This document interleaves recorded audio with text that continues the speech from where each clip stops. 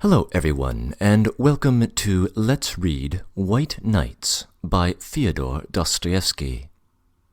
This is an audio recording of the story, with introductory and concluding comments from me, the reader, along with brief clarifying remarks in the text. Stick with me for a few words of introduction. First off, this story is in the public domain. The version we will be reading has been translated by Constance Garnett, and it is included in a Barnes & Noble Classics volume, along with The Double, Notes from Underground, The Meek One, and The Dream of a Ridiculous Man. In this version, the story is about 50 pages long. This Barnes & Noble volume includes an introduction and notes from Deborah Martinson of Columbia University, which I found useful in developing this video. I also profited by consulting Joseph Frank's treatment of the story in his biography, Dostoevsky, a writer in his time. The length of this work makes it hard to categorize. At 50 pages, it is pushing the upper limits of a short story, and it has chapter breaks of a sort, though they are unconventional. On the other hand, it is not noticeably longer than some other works of this period, which have no chapter breaks of any sort and are labeled short stories. Typically, White Nights is classified as a short story, not a novella, and so I will do the same here and include this video in the corresponding playlist. In fact, it is probably the best and certainly the most celebrated of Dostoevsky's early short works. It was written in 1848, as the young author was attempting to recover from a series of critical setbacks after his initial success with Poor Folk, his debut novel. This time period also gave rise to two literary trends that are at the root of this work. The first of these trends was the Russian literati's turn against the Romanticism of the 1830s. The prior generation had emphasized abstract noble ideas, or the suffering of a romantic hero caught in an uncomprehending, banal world which fails to recognize the great metaphysical truths which animate the superior sensitive soul. But by the late 1840s, this preoccupation with the transcendent was thought to be fatuous, a distraction from the practicalities of everyday problems, and so a distraction from their solutions. The second trend was the development of a new kind of writing in the newspapers of the day, called the feuilleton. First made popular in France, the feuilleton was a light column which would describe some aspect of the local city life, where the author was allowed to insert his own personality and musings into the sketch. This new development provided gainful employment for the young writers of Petersburg, and Dostoevsky took advantage of the opportunity of supplementing his income with 4 feuilletons of his own. In the last of these columns, he introduces the concept of a dreamer, a person who turns all of everyday life in the city into a daydream of his own making, imbued with significance that only the dreamer himself can capture in his own private consciousness. But per the general trend of the time against Romanticism, the column observes that this tendency is dangerous, tending to undermine the dreamer's ability to navigate the real world, while nevertheless pointing out that we do all have a tendency to dream. The tone and theme of White Nights emerge from this last feuilleton. The unnamed narrator describes himself as a dreamer, and the light-hearted portrayal of his dreaming borrows heavily from this prior column. The narrator, however, is conscious of the limitations of the life he is living, and in the events that unfold, he has an encounter with the real through the life of a young woman he meets. We shall see how things unfold from there. The title, White Nights, is a reference to summer evenings in Petersburg, which, due to the extreme latitude, contain few hours of darkness. It also touches base with the Russian Romantic tradition of relating a plot that stretches over 4 nights and a following morning. This isn't Dostoevsky's first fictional foray into romanticism or the topic of a dreamer. In the first chapter of his 1847 novella, The Landlady, we are introduced to a protagonist named Ordunov, who similarly starts off as isolated from society in his own private world of imagination. But the tone of The Landlady is dark and foreboding, and the dreamer of that story never does get exposure to a world that is noticeably more real than his own. With White Nights, the tone is drastically different, and the real world offers more promise than what we see in The Landlady. In fact, White Nights is probably the most optimistic and light-hearted of all of Dostoevsky's well-known works. When we think of his great novels, we typically think of tragedy and darkness, and perhaps the hope that can be found in their midst. But here we are surprised by something else, something charming, while still recognizing the author's characteristic perceptiveness about the human soul. Finally, I should make a note about the structure of the story. If you enlarge the video description below, you will see that the text is divided into 5 sections. Those sections all belong to Dostoevsky himself, as does the subheading Nastenka's History that appears within the second night. I have also inserted my own comments in between the second and third nights. I will have more to say about our story later, but at this point I think we are ready to begin. So sit back and enjoy White Nights. White Nights, a sentimental story from the memoirs of a dreamer. First night. It was a wonderful night, such a night as is only possible when we are young, dear reader. The sky was so starry, so bright, that looking at it, one could not help asking oneself whether ill-humored and capricious people could live under such a sky. That is a youthful question too, dear reader, very youthful, but may the Lord put it more frequently into your heart. Speaking of capricious and ill-humored people, I cannot help recalling my moral condition all that day. From early morning I had been oppressed by a strange despondency. It suddenly seemed to me that I was lonely, that everyone was forsaking me and going away from me. Of course, anyone is entitled to ask who everyone was. For though I had been living almost 8 years in Petersburg, I had hardly an acquaintance. But what did I want with acquaintances? I was acquainted with all Petersburg as it was. That was why I felt as though they were all deserting me when all Petersburg packed up and went to its summer villa. I felt afraid of being left alone, and for 3 whole days I wandered about the town in profound dejection, not knowing what to do with myself. Whether I walked on Nevsky Prospect, went to the gardens, or sauntered along the embankment, there was not one face of those I had been accustomed to meet at the same time and place all the year. They, of course, do not know me, but I know them.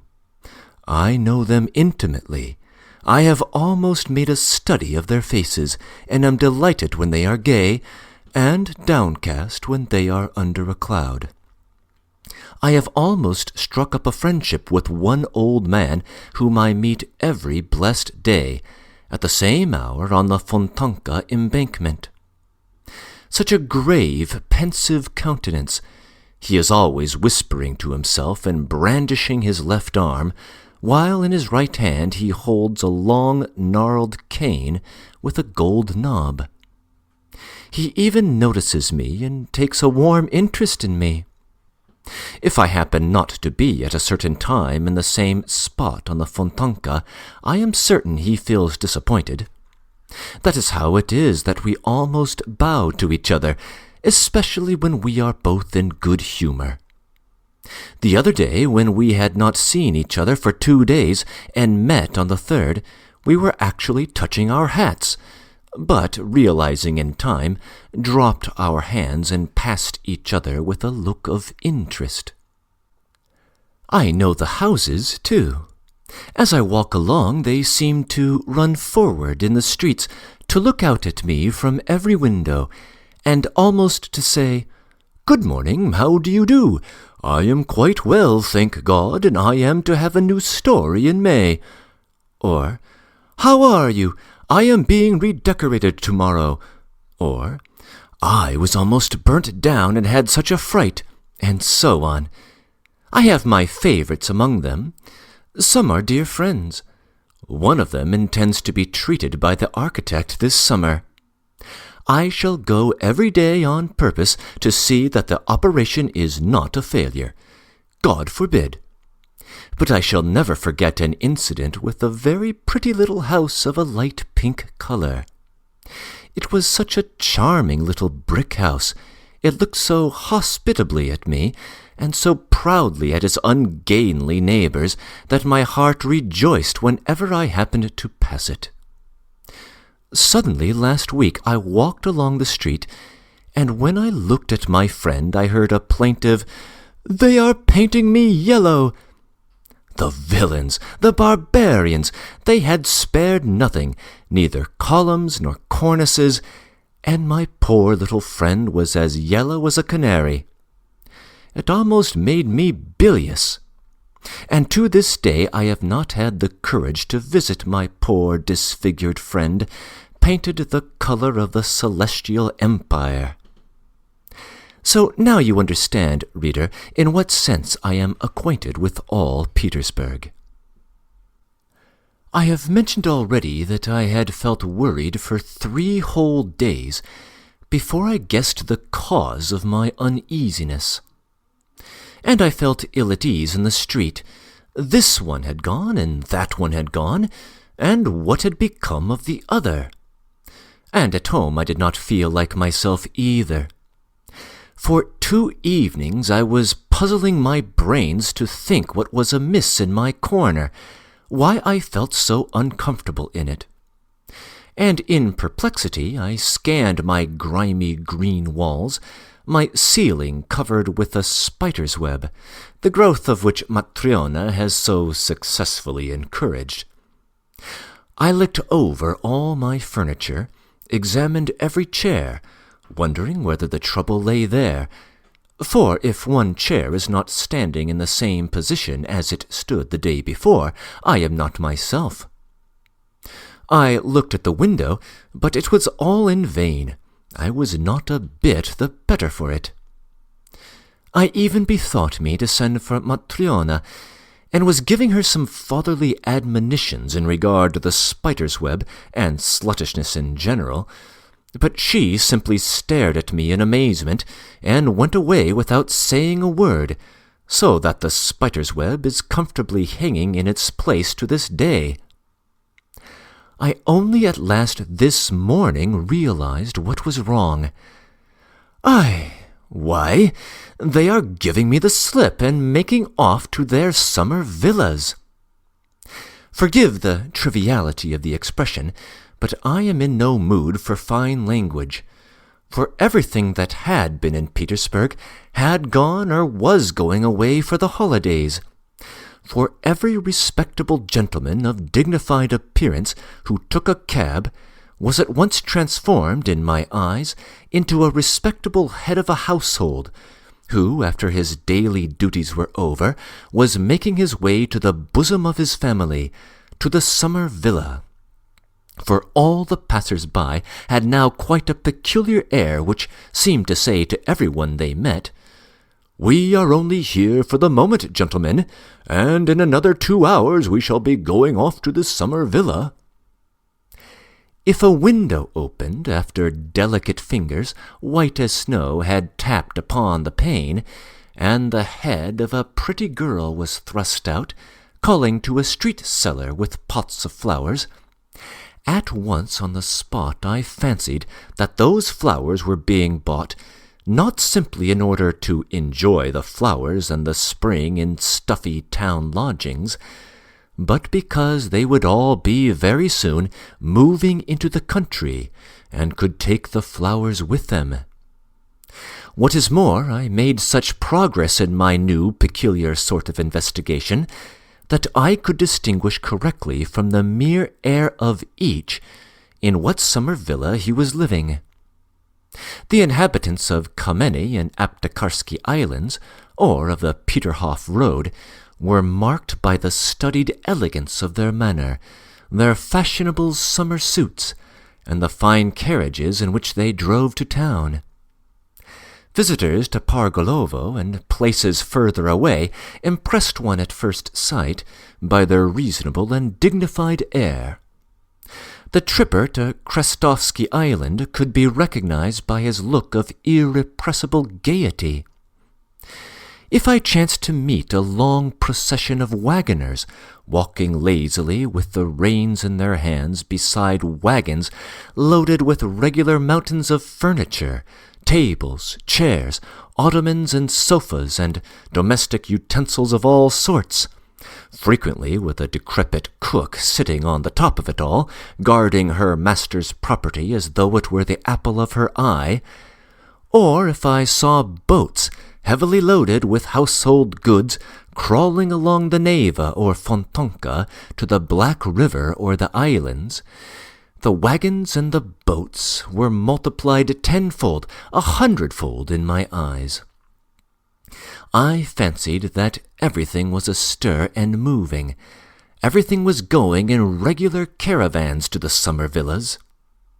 It seemed as though Petersburg threatened to become a wilderness, so that at last I felt ashamed, mortified and sad that I had nowhere to go for the holidays, and no reason to go away. I was ready to go away with every wagon, to drive off with every gentleman of respectable appearance who took a cab, but no one, absolutely no one, invited me. It seemed they had forgotten me, as though really I were a stranger to them. I took long walks, succeeding, as I usually did, in quite forgetting where I was, when I suddenly found myself at the city gates. Instantly I felt light-hearted, and I passed the barrier and walked between cultivated fields and meadows, unconscious of fatigue, and feeling only all over as though a burden were falling off my soul. All the passers-by gave me such friendly looks that they seemed almost greeting me. They all seemed so pleased at something. They were all smoking cigars, every one of them, and I felt pleased as I never had before. It was as though I had suddenly found myself in Italy, so strong was the effect of nature upon a half-sick townsman like me, almost stifling between city walls. There is something inexpressibly touching in nature round Petersburg, when at the approach of spring she puts forth all her might, all the powers bestowed on her by heaven, when she breaks into leaf, decks herself out, and spangles herself with flowers.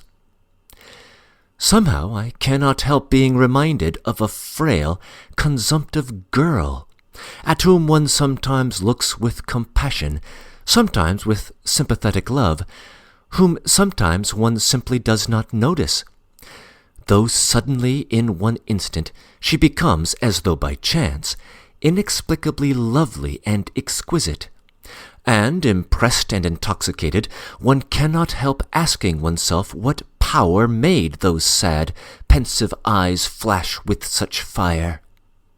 What summoned the blood to those pale, wan cheeks? What bathed with passion those soft features? What set that bosom heaving? What so suddenly called strength, life and beauty into the poor girl's face, making it gleam with such a smile, kindle with such bright, sparkling laughter. You look round, you seek for someone, you conjecture. But the moment passes, and next day you meet, maybe, the same pensive and preoccupied look as before, the same pale face, the same meek and timid movements, and even signs of remorse, traces of a mortal anguish and regret for the fleeting distraction. And you grieve that the momentary beauty has faded so soon, never to return, that it flashed upon you so treacherously, so vainly. Grieve because you had not even time to love her. And yet my night was better than my day. This was how it happened. I came back to the town very late, and it had struck 10 as I was going towards my lodgings. My way lay along the canal embankment, where at that hour you never meet a soul. It is true that I live in a very remote part of the town. I walked along singing, for when I am happy I am always humming to myself, like every happy man who has no friend or acquaintance with whom to share his joy. Suddenly I had a most unexpected adventure. Leaning on the canal railing stood a woman with her elbows on the rail. She was apparently looking with great attention at the muddy water of the canal. She was wearing a very charming yellow hat and a jaunty little black mantle. "She's a girl, and I am sure she is dark," I thought. She did not seem to hear my footsteps, and did not even stir when I passed by with bated breath and loudly throbbing heart. Strange, I thought, she must be deeply absorbed in something, and all at once I stopped as though petrified. I heard a muffled sob. Yes, I was not mistaken, the girl was crying, and a minute later I heard sob after sob. Good heavens! My heart sank. And timid as I was with women, yet this was such a moment. I turned, took a step towards her, and should certainly have pronounced the word "Madam," if I had not known that that exclamation has been uttered 1,000 times in every Russian society novel. It was only that reflection stopped me. But while I was seeking for a word, the girl came to herself, looked round, started, cast down her eyes, and slipped by me along the embankment. I at once followed her, but she, divining this, left the embankment, crossed the road, and walked along the pavement. I dared not cross the street after her. My heart was fluttering like a captured bird. All at once a chance came to my aid. Along the same side of the pavement there suddenly came into sight, not far from the girl, a gentleman in evening dress, of dignified years, though by no means of dignified carriage. He was staggering and cautiously leaning against the wall. The girl flew straight as an arrow, with the timid haste one sees in all girls who do not want anyone to volunteer to accompany them home at night, and no doubt the staggering gentleman would not have pursued her, if my good luck had not prompted him. Suddenly, without a word to anyone, the gentleman set off and flew full speed in pursuit of my unknown lady. She was racing like the wind, but the staggering gentleman was overtook her. The girl uttered a shriek, and I bless my luck for the excellent knotted stick, which happened on that occasion to be in my right hand. In a flash I was on the other side of the street. In a flash the obtrusive gentleman had taken in the position, had grasped the irresistible argument, fallen back without a word, and only when we were very far away protested against my action in rather vigorous language. But his words hardly reached us. "Give me your arm," I said to the girl, "and he won't dare to annoy us further." She took my arm without a word, still trembling with excitement and terror.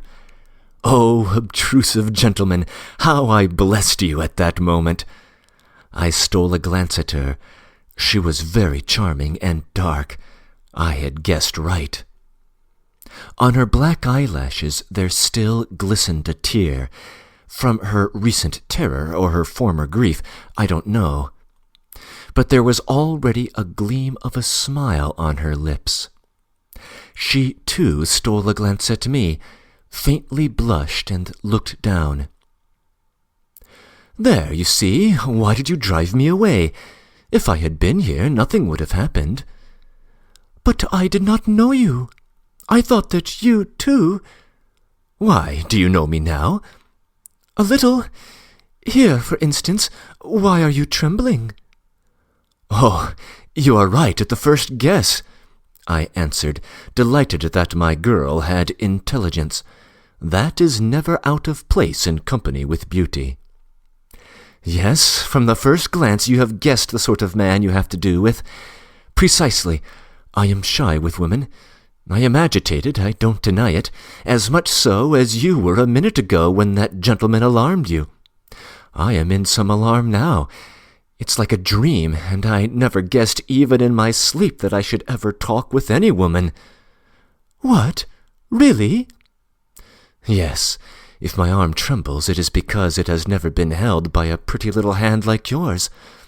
I am a complete stranger to women. That is, I have never been used to them. You see, I am alone. I don't even know how to talk to them. Here, I don't know now whether I have not said something silly to you. Tell me frankly. I assure you beforehand that I am not quick to take offense." "Oh, no, nothing. Quite the contrary.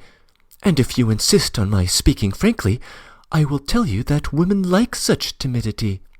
And if you want to know more, I like it too, and I won't drive you away till I get home."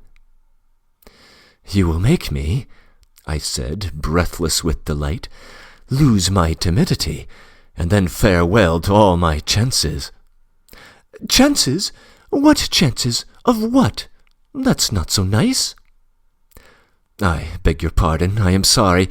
It was a slip of the tongue. But how can you expect one at such a moment to have no desire—" "To be liked, eh?" "Well, yes, but do, for goodness' sake, be kind. Think what I am. Here I am, 26, and I have never seen anyone. How can I speak well, tactfully, and to the point? It will seem better to you when I have told you everything openly. I don't know how to be silent when my heart is speaking. Well, never mind. Believe me, not one woman, never, no acquaintance of any sort. And I do nothing but dream every day that at last I shall meet someone.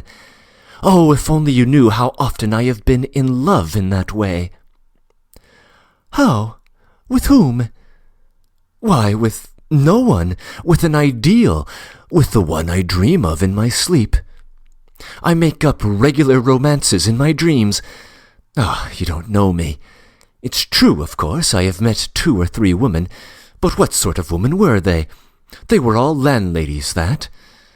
But I shall make you laugh if I tell you that I have several times thought of speaking, just simply speaking, to some aristocratic lady in the street, when she is alone, I need hardly say. Speaking to her, of course, timidly, respectfully, passionately, telling her that I am perishing in solitude, begging her not to send me away, saying that I have no chance of making the acquaintance of any woman, impressing upon her that it is a positive duty for a woman not to repulse so timid a prayer from such a luckless man as me. That, in fact, all I ask is that she should say 2 or 3 sisterly words with sympathy, should not repulse me at first sight, should take me on trust and listen to what I say, should laugh at me if she likes, encourage me, say 2 words to me, only 2 words, even though we never meet again afterwards. But you are laughing. However, that is why I am telling you. Don't be vexed. I am only laughing at your being your own enemy, and if you had tried, you would have succeeded, perhaps, even though it had been in the street. The simpler the better.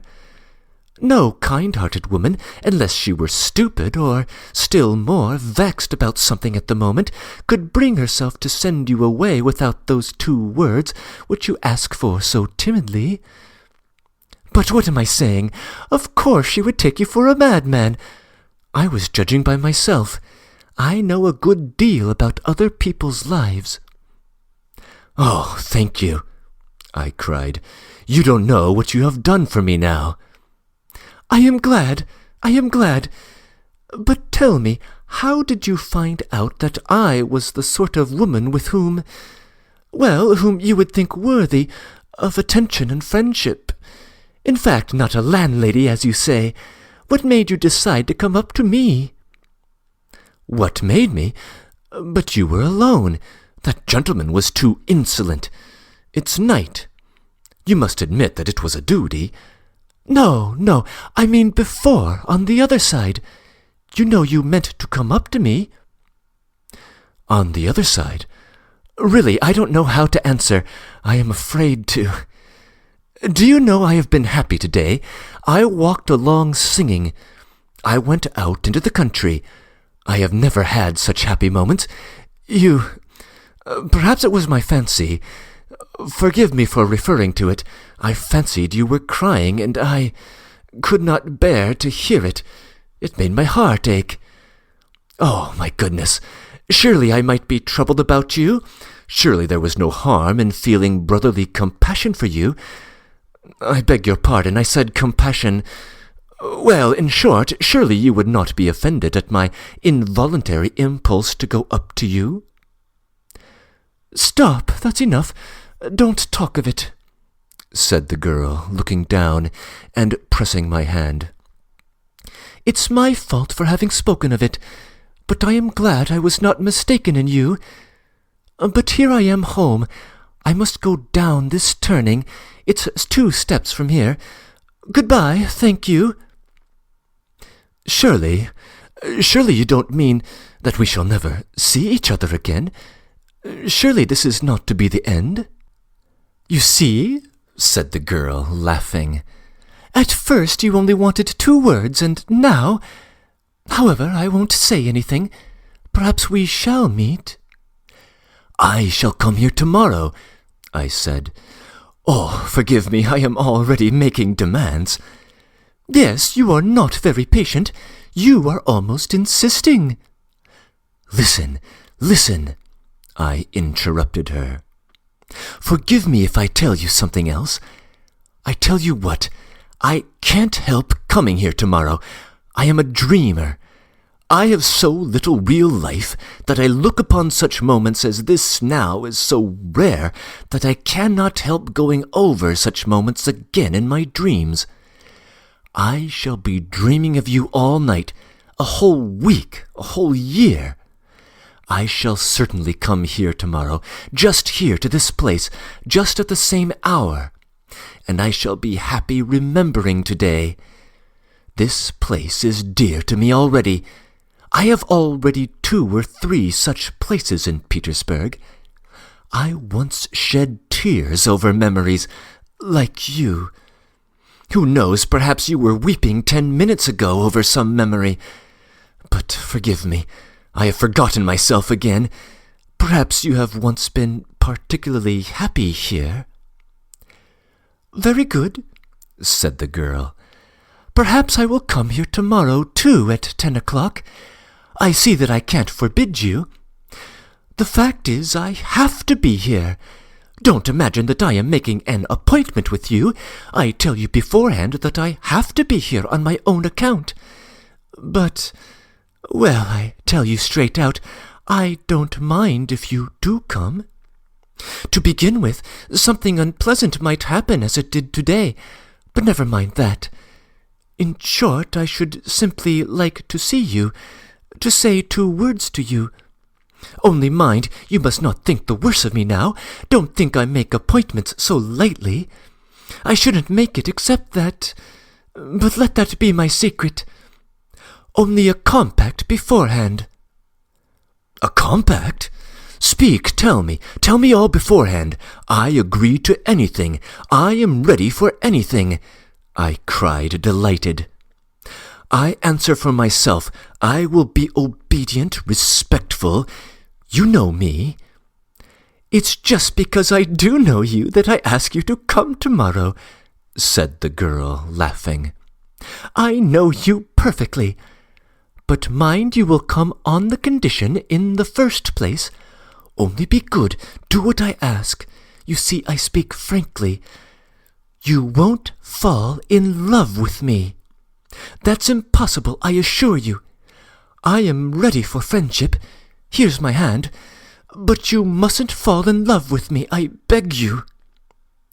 I swear, I cried, gripping her hand. Hush, don't swear. I know you are ready to flare up like gunpowder. Don't think ill of me for saying so. If only you knew. I, too, have no one to whom I can say a word, whose advice I can ask. Of course, one does not look for an adviser in the street, but you are an exception. I know you as though we had been friends for 20 years. You won't deceive me, will you? You will see. The only thing is, I don't know how I am going to survive the next 24 hours. Sleep soundly. Good night, and remember that I have trusted you already. But you exclaimed so nicely just now, surely one can't be held responsible for every feeling, even for brotherly sympathy. Do you know, that was so nicely said that the idea struck me at once that I might confide in you? For God's sake, do. But about what? What is it? Wait till tomorrow. Meanwhile, let that be a secret. So much the better for you. It will give it a faint flavor of romance. Perhaps I will tell you tomorrow, and perhaps not. I will talk to you a little more beforehand.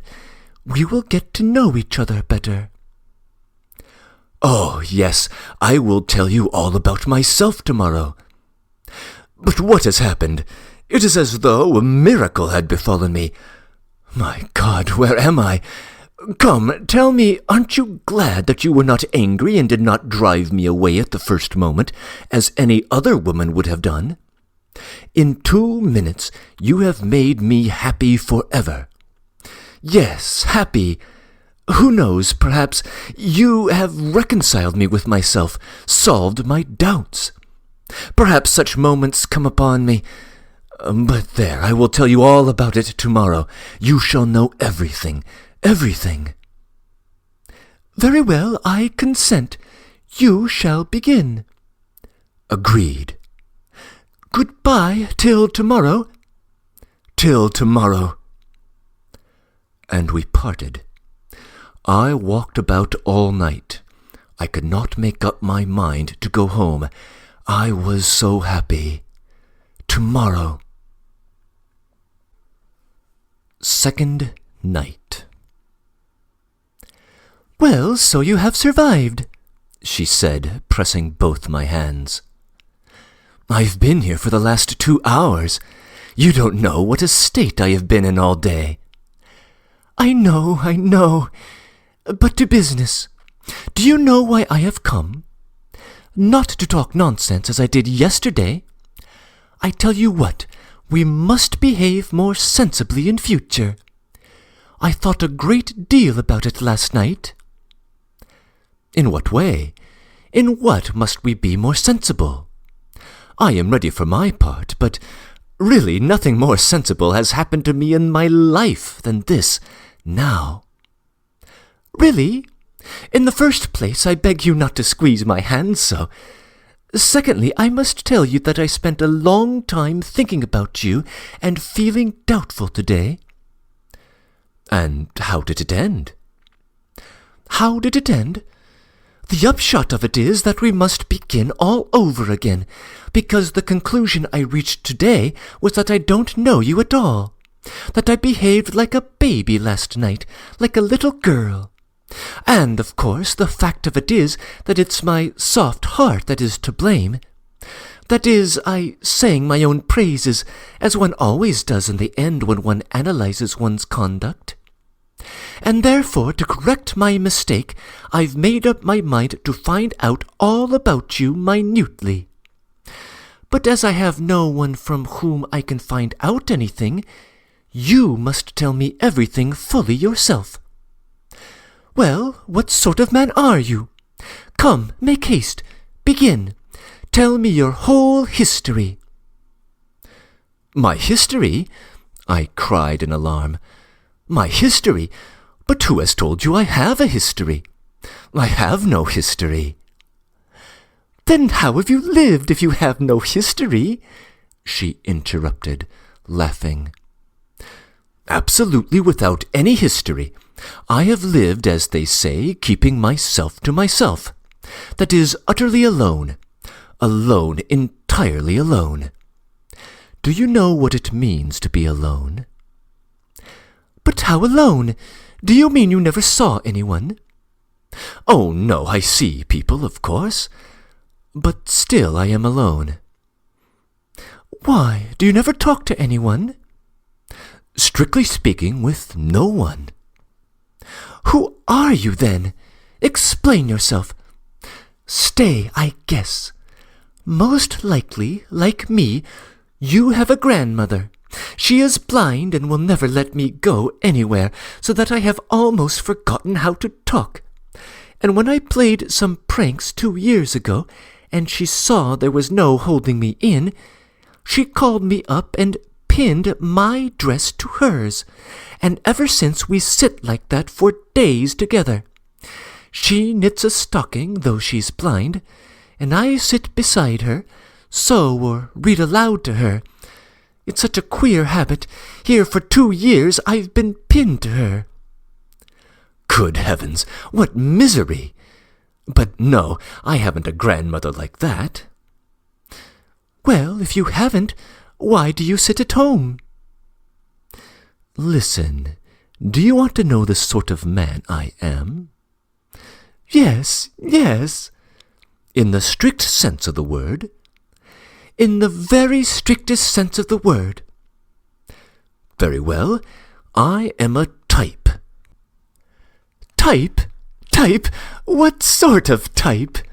cried the girl, laughing, as though she had not had a chance of laughing for a whole year. "Yes, it's very amusing talking to you. Look, here's a seat. Let us sit down. No one is passing here, no one will hear us, and begin your history. For it's no good your telling me I know you have a history, only you are concealing it. To begin with, what is a type?" "A type?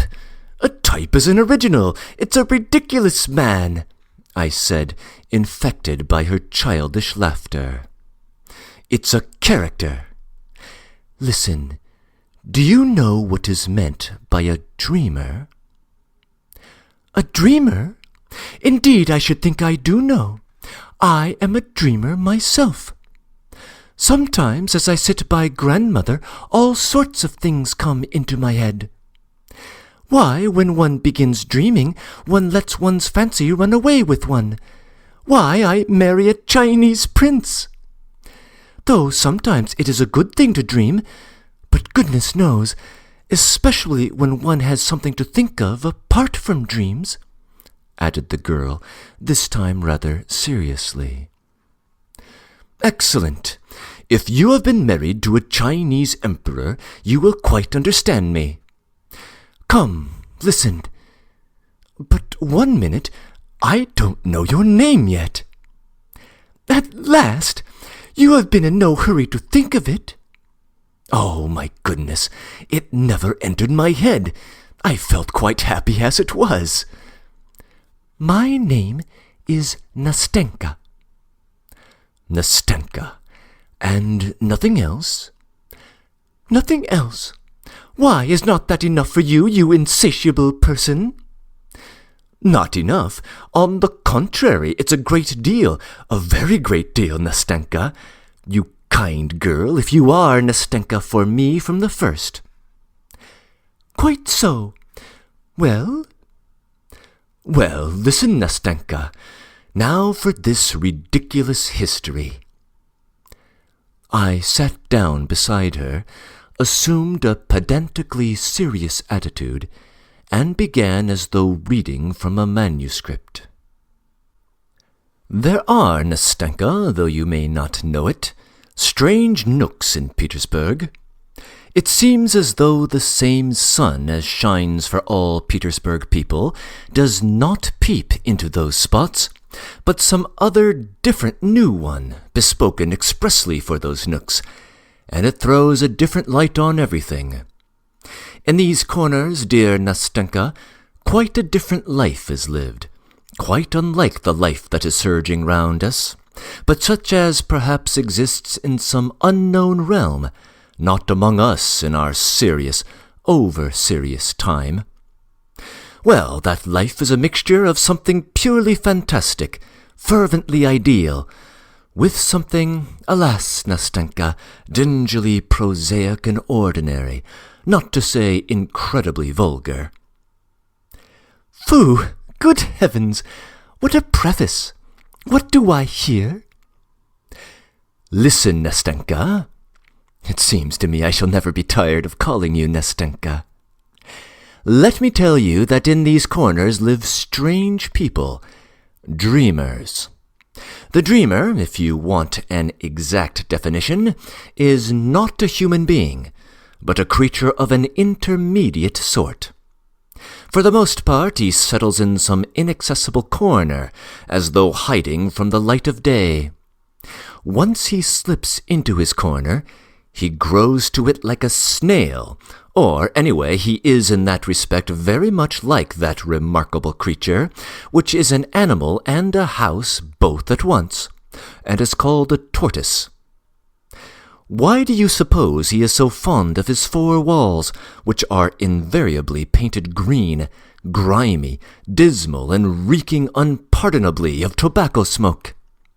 Why is it that when this ridiculous gentleman is visited by one of his few acquaintances, and he ends by getting rid of all his friends, why does this ridiculous person meet him with such embarrassment, changing countenance, and overcome with confusion, as though he had only just committed some crime within his four walls, as though he had been forging counterfeit notes, or as though he were writing verses to be sent to a journal with an anonymous letter, in which he states that the real poet is dead, and that his friend thinks it his sacred duty to publish his things? Why, tell me, Nastenka, why is it conversation is not easy between the two friends? Why is there no laughter? Why does no lively word fly from the tongue of the perplexed newcomer, who at other times may be very fond of laughter, lively words, conversation about the fair sex, and other cheerful subjects? And why does this friend, probably a new friend and on his first visit, for there will hardly be a second and the friend will never come again, why is the friend himself so confused, so tongue-tied, in spite of his wit, if he has any, as he looks at the downcast face of his host, who in his turn becomes utterly helpless and at his wit's end after gigantic but fruitless efforts to smooth things over and enliven the conversation, to show his knowledge of polite society, to talk too of the fair sex, and by such humble endeavour to please the poor man, who, like a fish out of water, has mistakenly come to visit him? Why does the gentleman, all at once remembering some very necessary business which never existed, suddenly seize his hat and hurriedly make off, snatching away his hand from the warm grip of his host, who was trying his utmost to show his regret and retrieve the lost position. "Why does the friend chuckle as he goes out of the door, and swear never to come and see this queer fellow again, though the queer fellow is really a very good fellow, and at the same time he cannot refuse his imagination the little diversion of comparing the queer fellow's countenance during their conversation with the expression of an unhappy kitten, treacherously captured, roughly handled, frightened, and subjected to all sorts of indignities by children, till, utterly crestfallen, it hides away from them under a chair in the dark, and there must needs at its leisure bristle up, spit, and wash its insulted face with both paws, and long afterwards look angrily at life and nature, and even at the bits saved from the master's dinner for it by the sympathetic housekeeper." "Listen," interrupted Nastenka, who had listened to me all the time in amazement, opening her eyes and her little mouth. "Listen, I don't know in the least why it happened, and why you ask me such absurd questions. All I know is that this adventure must have happened word for word to you." "Doubtless," I answered with the gravest face. "Well, since there is no doubt about it, go on," said Nastenka, "because I want very much to know how it will end." "You want to know, Nastenka, what our hero, that is I, for the hero of the whole business was my humble self, did in his corner? You want to know why I lost my head and was upset for the whole day by the unexpected visit of a friend? You want to know why I was so startled, why I blushed when the door of my room was opened, why I was not able to entertain my visitor, and why I was crushed under the weight of my own hospitality?" "Why, yes, yes," answered Nastenka. "That's the point.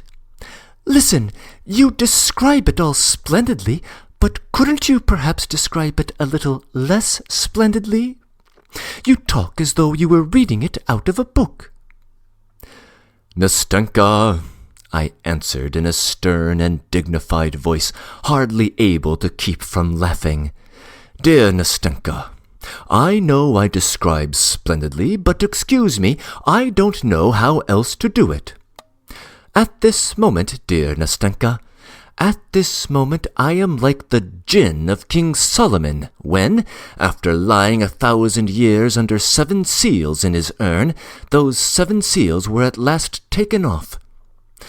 At this moment, Nastenka, when we have met at last after such a long separation, for I have known you for ages, Nastenka, because I have been looking for someone for ages, and that is a sign that it was you I was looking for, and it was ordained that we should meet now.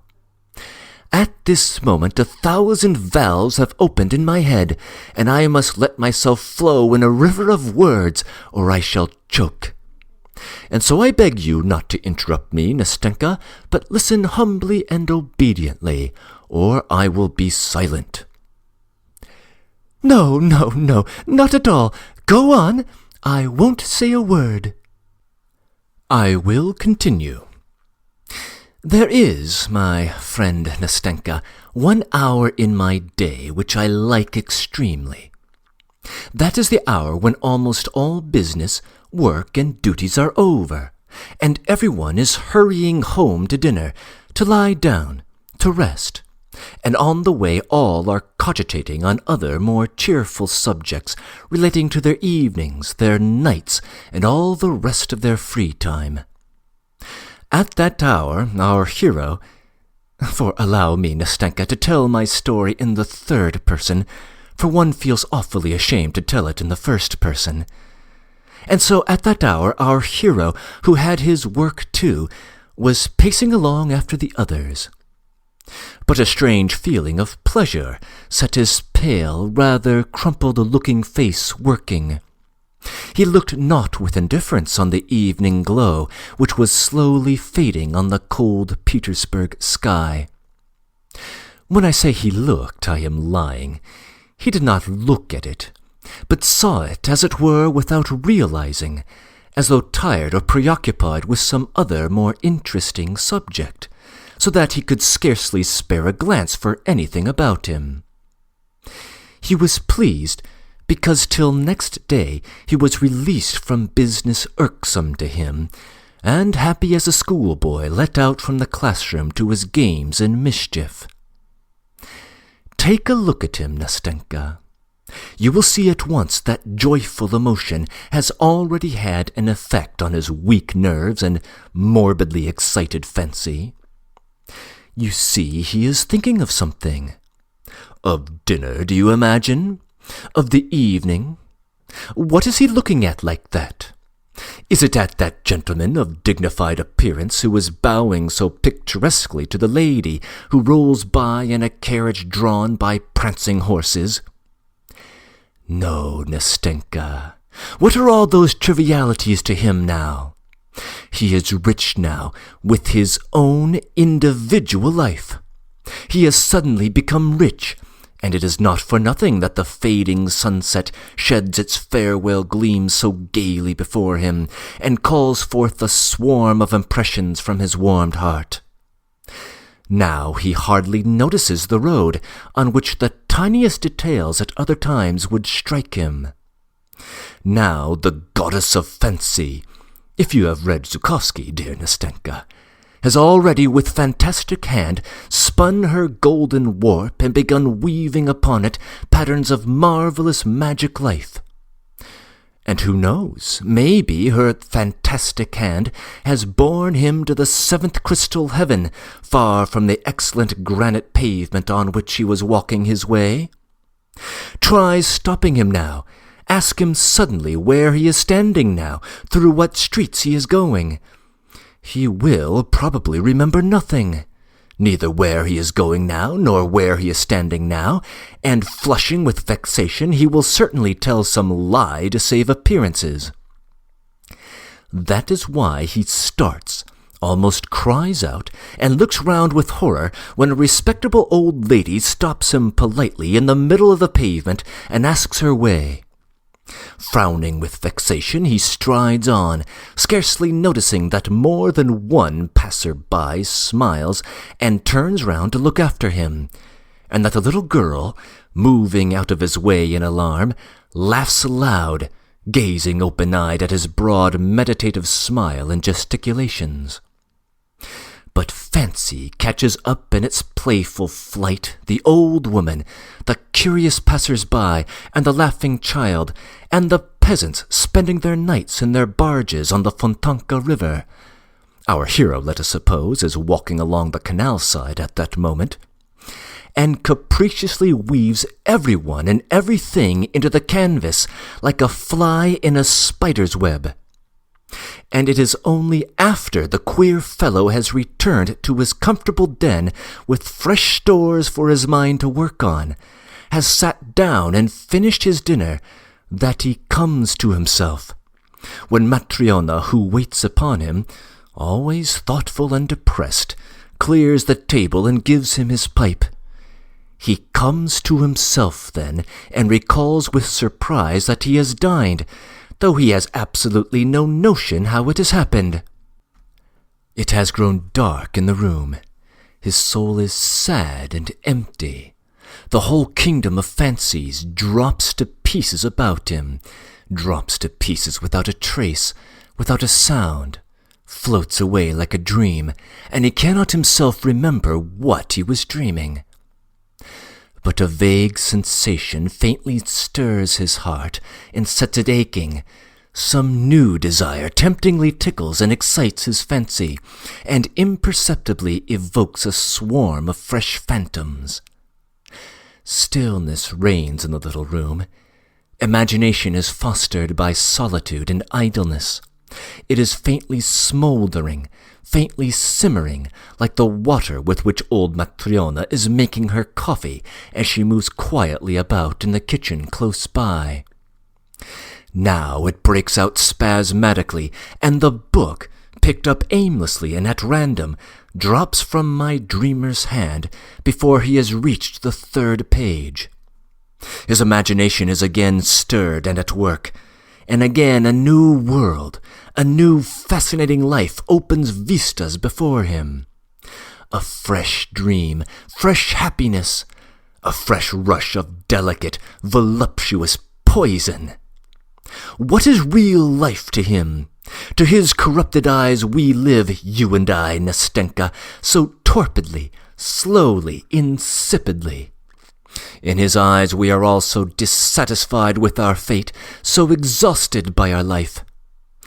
And truly, see how at first sight everything is cold, morose, as though ill-humored among us. Poor things, thinks our dreamer. And it is no wonder that he thinks it. Look at these magic phantasms which so enchantingly, so whimsically, so carelessly and freely group before him in such a magic, animated picture, in which the most prominent figure in the foreground is, of course, himself, our dreamer in his precious person. See what varied adventures, what an endless swarm of ecstatic dreams. You ask, perhaps, what he is dreaming of. Why ask that? Why, of everything. Of the lot of the poet, first unrecognized, then crowned with laurels. Of friendship with Hoffman, St. Bartholomew's Night, of Diana Vernon, of playing the hero at the taking of Kazan by Ivan Vassilievich, of Clara Mowbray, of Effie Deans, of the council of the prelates and Huss before them, of the rising of the dead and Robert the Devil. Do you remember the music? It smells of the churchyard.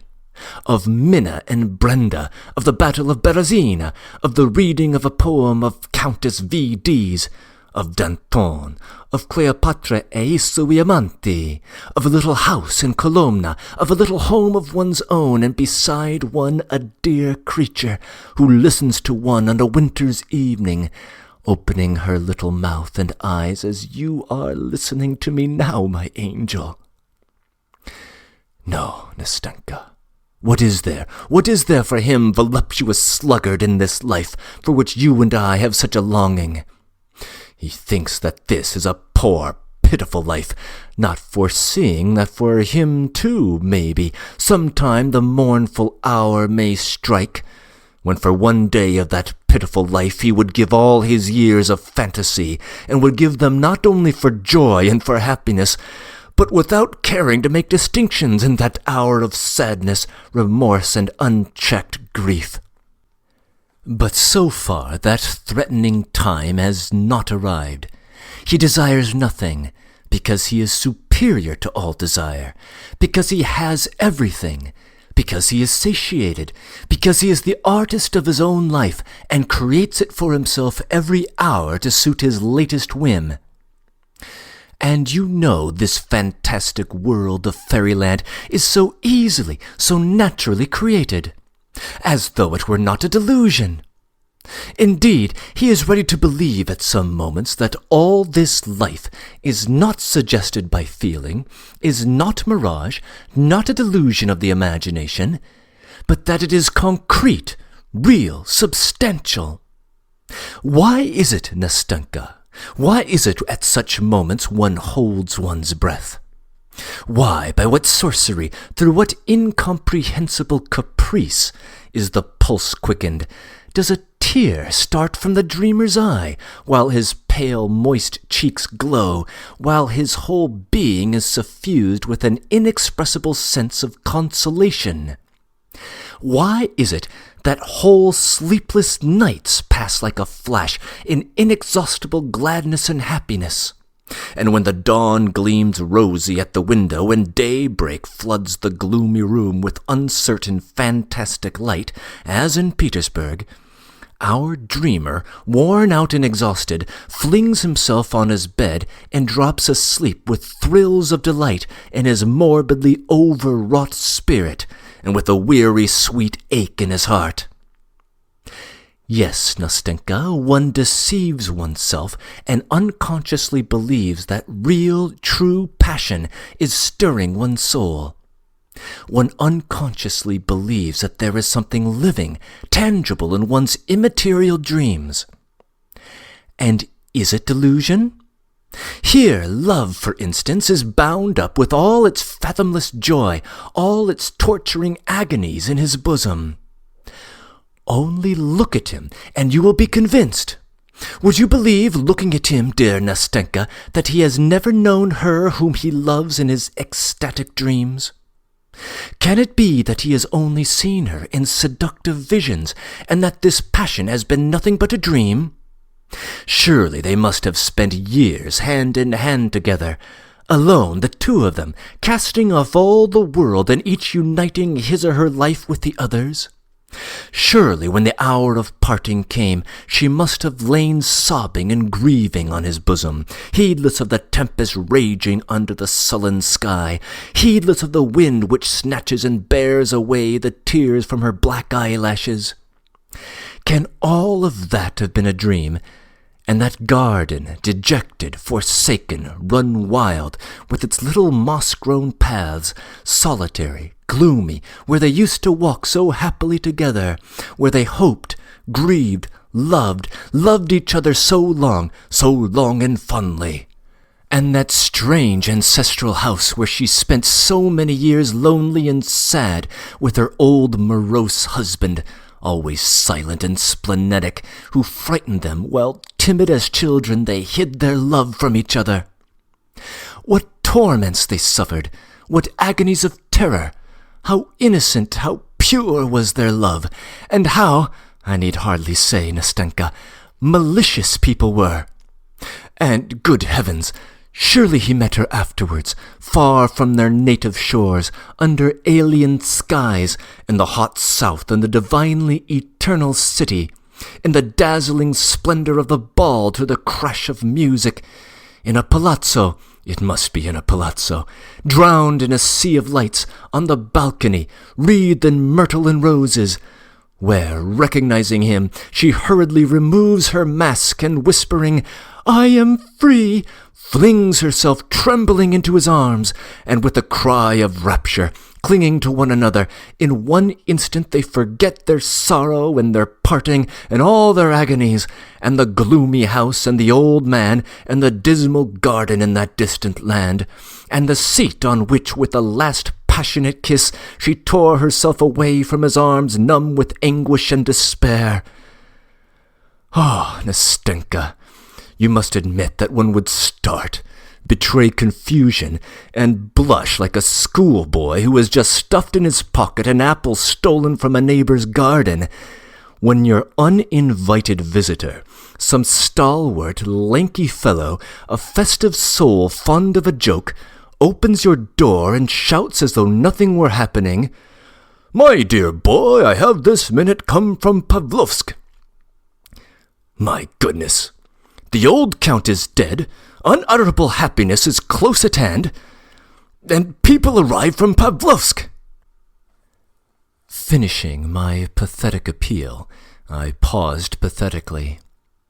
I remembered that I had an intense desire to force myself to laugh, for I was already feeling that a malignant demon was stirring within me, that there was a lump in my throat, that my chin was beginning to twitch, and that my eyes were growing more and more moist.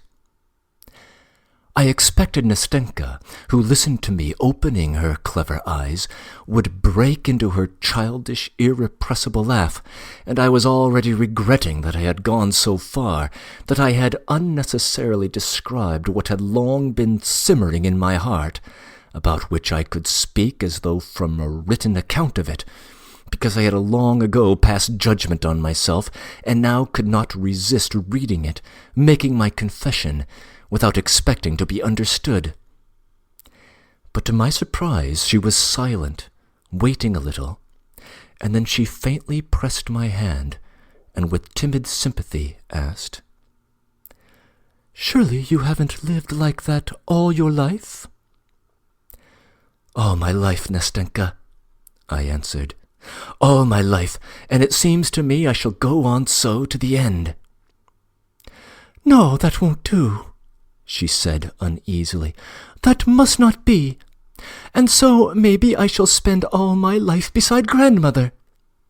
Do you know it is not at all good to live like that?" "I know, Nastenka, I know," I cried, unable to restrain my feelings longer. "And I realize now more than ever that I have lost all my best years. And now I know it and feel it more painfully from recognizing that God has sent me you, my good angel, to tell me that and show it. Now that I sit beside you and talk to you, it is strange for me to think of the future, for in the future there is loneliness again this musty, useless life. And what shall I have to dream of when I have been so happy in reality beside you? Oh, may you be blessed, dear girl, for not having repulsed me at first, for enabling me to say that for 2 evenings at least I have lived." "Oh, no, no," cried Nastenka, and tears glistened in her eyes. "No, it mustn't be so any more. We must not part like that. What are 2 evenings? "Oh, Nastenka, Nastenka, do you know how far you have reconciled me to myself? Do you know now that I shall not think so ill of myself as I have at some moments? Do you know that, maybe, I shall leave off grieving over the crime and sin of my life? For such a life is a crime and a sin. And do not imagine that I have been exaggerating anything. For goodness sake, don't think that, Nastenka. For at times such misery comes over me, such misery, because it begins to seem to me that such times that I am incapable of beginning a life in real life, because it has seemed to me that I have lost all touch, all instinct for the actual, the real, because at last I have cursed myself, because after my fantastic nights I have moments of returning sobriety, which are awful.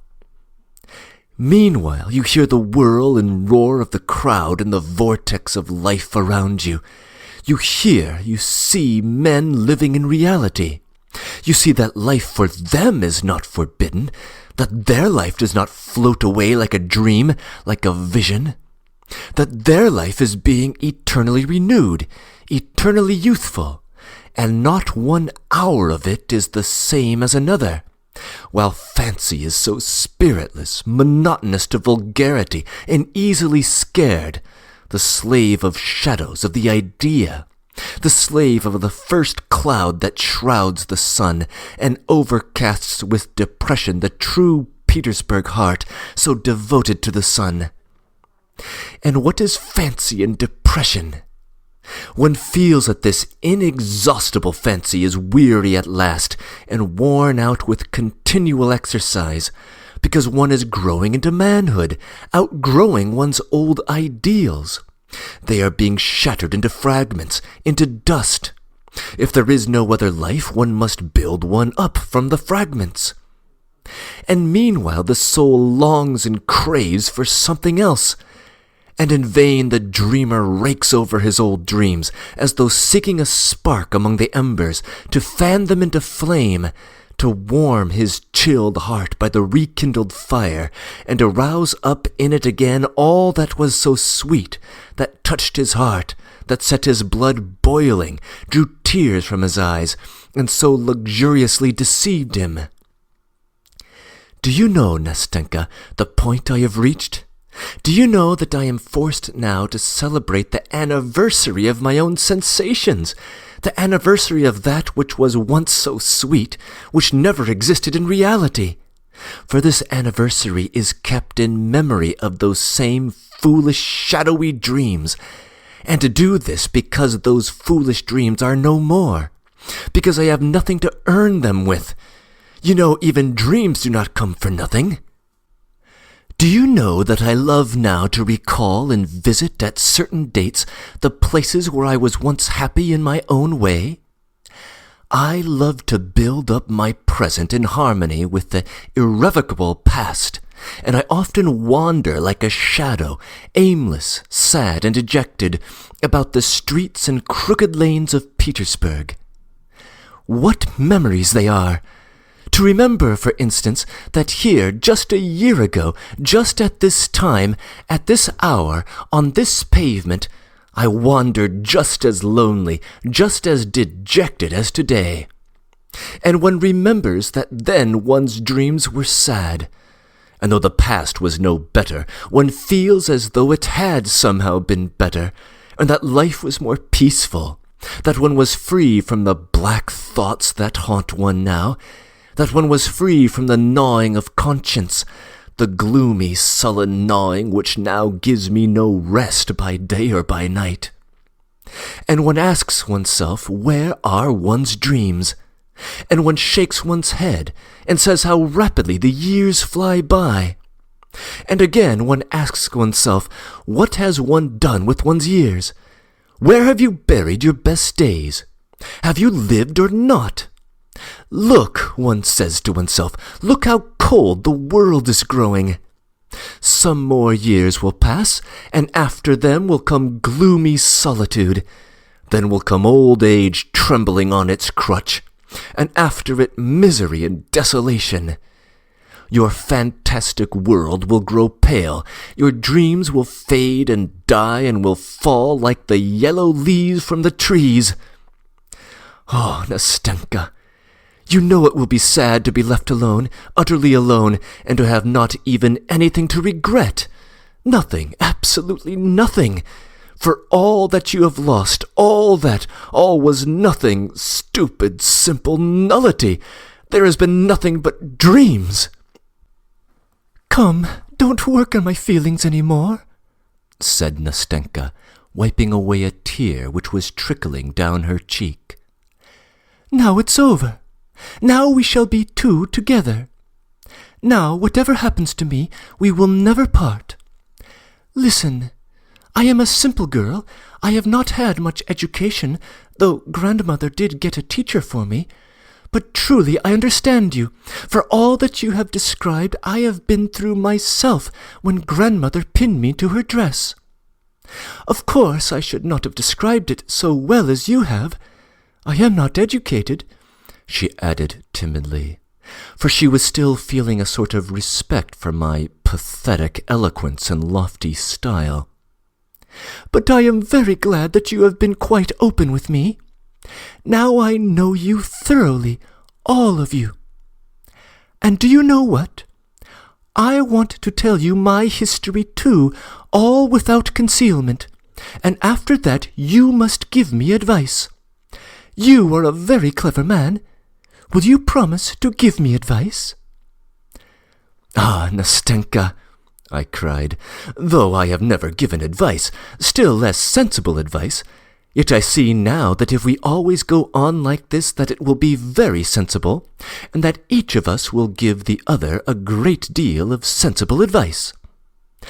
Well, my pretty Nastenka, what sort of advice do you want? Tell me frankly. At this moment I am so gay and happy, so bold and sensible, that it won't be difficult for me to find words. No, no, Nastenka interrupted, laughing. I don't only want sensible advice, I want warm brotherly advice, as though you had been fond of me all your life. Agreed, Nastenka, agreed, I cried, delighted. And if I had been fond of you for 20 years, I couldn't have been fonder of you than I am now.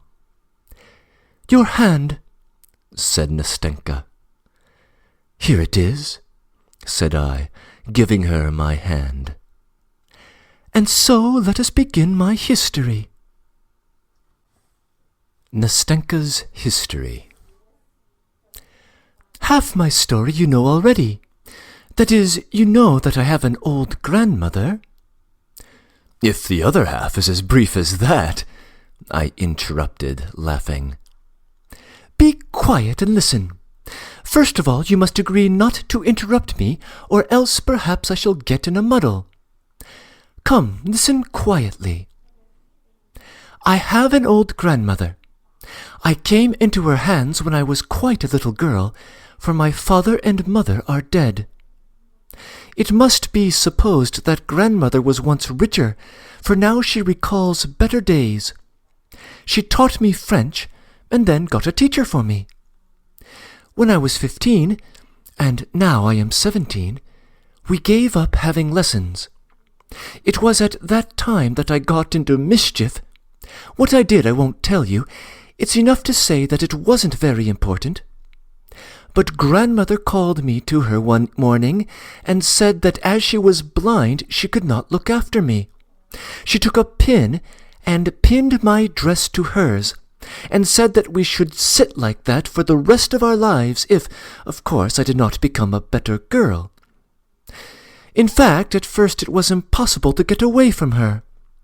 I had to work, to read, and to study all beside grandmother. I tried to deceive her once, and persuaded Fyodor to sit in my place. Fyodor is our charwoman. She is deaf. Fyodor sat there instead of me. Grandmother was asleep in her armchair at the time, and I went off to see a friend close by. Well, it ended in trouble. Grandmother woke up while I was out and asked some questions. She thought I was still sitting quietly in my place. Fyodor saw that grandmother was asking her something, but could not tell what it was. She wondered what to do, undid the pin, and ran away. At this point, Nastenka stopped and began laughing. I laughed with her. She left off at once. I tell you what, don't you laugh at grandmother. I laugh because it's funny. What can I do, since grandmother is like that? But yet I am fond of her in a way. Oh, well, I did catch it that time. I had to sit down in my place at once, and after that I was not allowed to stir. Oh, I forgot to tell you that our house belongs to us. That is, to grandmother. It is a little wooden house with 3 windows as old as grandmother herself, with a little upper story. Well, there moved into our upper story a new lodger. Then you had an old lodger, I observed casually. Yes, of course, answered Nastenka, and one who knew how to hold his tongue better than you do. In fact, he hardly ever used his tongue at all. He was a dumb, blind, lame, dried-up little old man, so that at last he could not go on living. He died. So then we had to find a new lodger, for we could not live without a lodger. The rent, together with grandmother's pension, is almost all we have. But the new lodger, as luck would have it, was a young man, a stranger not of these parts. As he did not haggle over the rent, grandmother accepted him, and only afterwards she asked me, "Tell me, Nastenka, what is our lodger like? Is he young or old?" I did not want to lie, so I told grandmother that he wasn't exactly young and that he wasn't old. "And is he pleasant-looking?" asked grandmother. Again, I did not want to lie. "Yes, he is pleasant-looking, grandmother," I said. And grandmother said, "Oh, what a nuisance, what a nuisance! I tell you this, grandchild, that you may not be looking after him. What times these are! Why, a paltry lodger like this, and he must be pleasant-looking too. It was very different in the old days." Grandmother was always regretting the old days. She was younger in old days, and the sun was warmer in old days, and cream did not turn so sour in old days. It was always the old days. I would sit still and hold my tongue and think to myself, why did grandmother suggest it to me? Why did she ask whether the lodger was young and good-looking? But that was all. I just thought it, began counting my stitches again, went on knitting my stocking, and forgot all about it. Well, one morning the lodger came in to see us. He asked about a promise to paper his rooms. One thing led to another. Grandmother was talkative, and she said, "Go, Nastenka, into my bedroom and bring me my abacus." I jumped up at once. I blushed all over, I don't know why, and forgot I was sitting pinned to grandmother.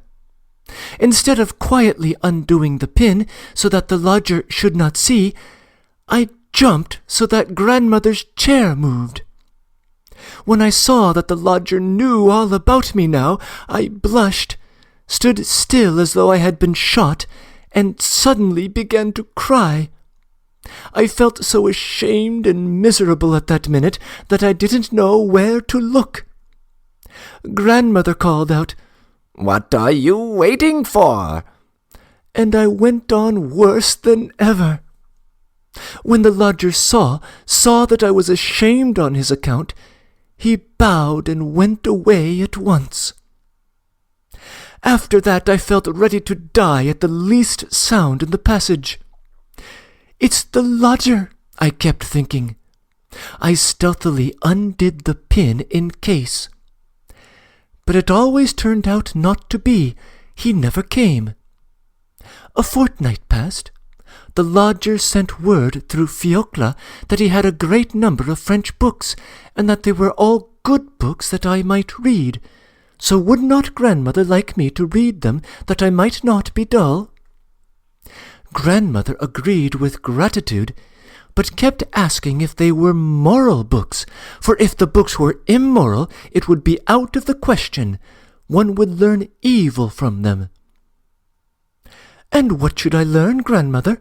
What is there written in them?" "Ah," she said, "what's described in them is how young men seduce virtuous girls. How, on the excuse that they want to marry them, they carry them off from their parents' houses. How afterwards they leave these unhappy girls to their fate, and they perish in the most pitiful way." "I read a great many books," said grandmother, "and it is all so well described that one sits up all night and reads them on the sly. So mind you don't read them, Nastenka," said she. "What books has he sent?" "They are all Walter Scott's novels, grandmother." "Walter Scott's novels? But stay, isn't there some trick about it? Look, hasn't he stuck a love letter among them?" "No, grandmother," I said. "There isn't a love letter." "But look under the binding. They sometimes stuff it under the binding, the rascals." "No, grandmother, there is nothing under the binding."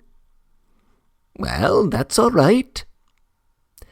So we began reading Walter Scott, and in a month or so we had read almost half. Then he sent us more and more.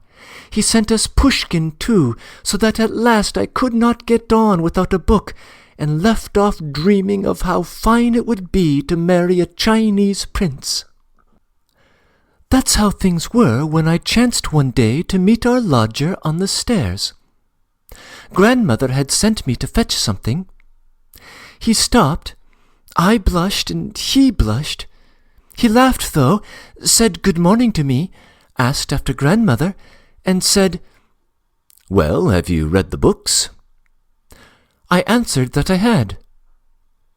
"Which did you like best?" he asked. I said, Ivanhoe and Pushkin best of all, and so our talk ended for that time. A week later I met him again on the stairs. That time grandmother had not sent me. I wanted to get something for myself. It was past 2, and the lodger used to come home at that time. "Good afternoon," said he. I said good afternoon too. "Aren't you dull?" he said, "sitting all day with your grandmother?" When he asked that, I blushed. I don't know why. I felt ashamed, and again I felt offended. I suppose because other people had begun to ask me about that. I wanted to go away without answering, but I hadn't the strength. "Listen," he said, "you are a good girl. Excuse my speaking to you like that, but I assure you that I wish for your welfare quite as much as your grandmother. Have you no friends that you could go and visit?"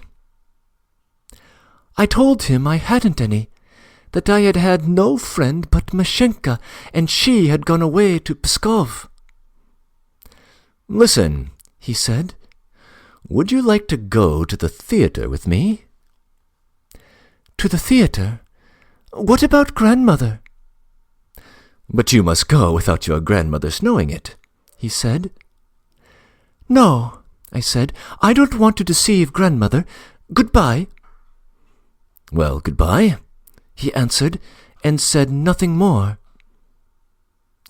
Only after dinner he came to see us, sat a long time talking to grandmother, asked her whether she ever went out anywhere, whether she had acquaintances, and suddenly said, "I have taken a box at the opera for this evening.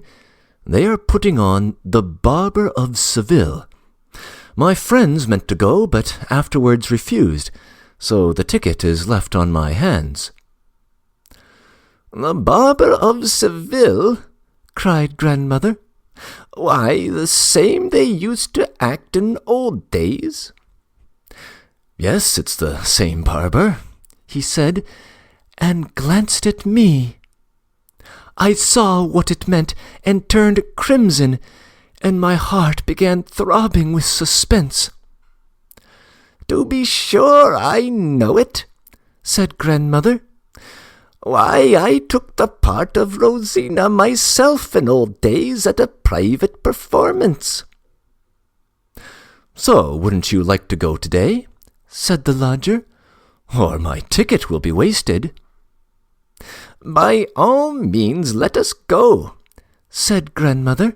"Why shouldn't we? And my Nastenka here has never been to the theatre." My goodness, what joy! We got ready at once, put on our best clothes, and set off. Though grandmother was blind, still she wanted to hear the music.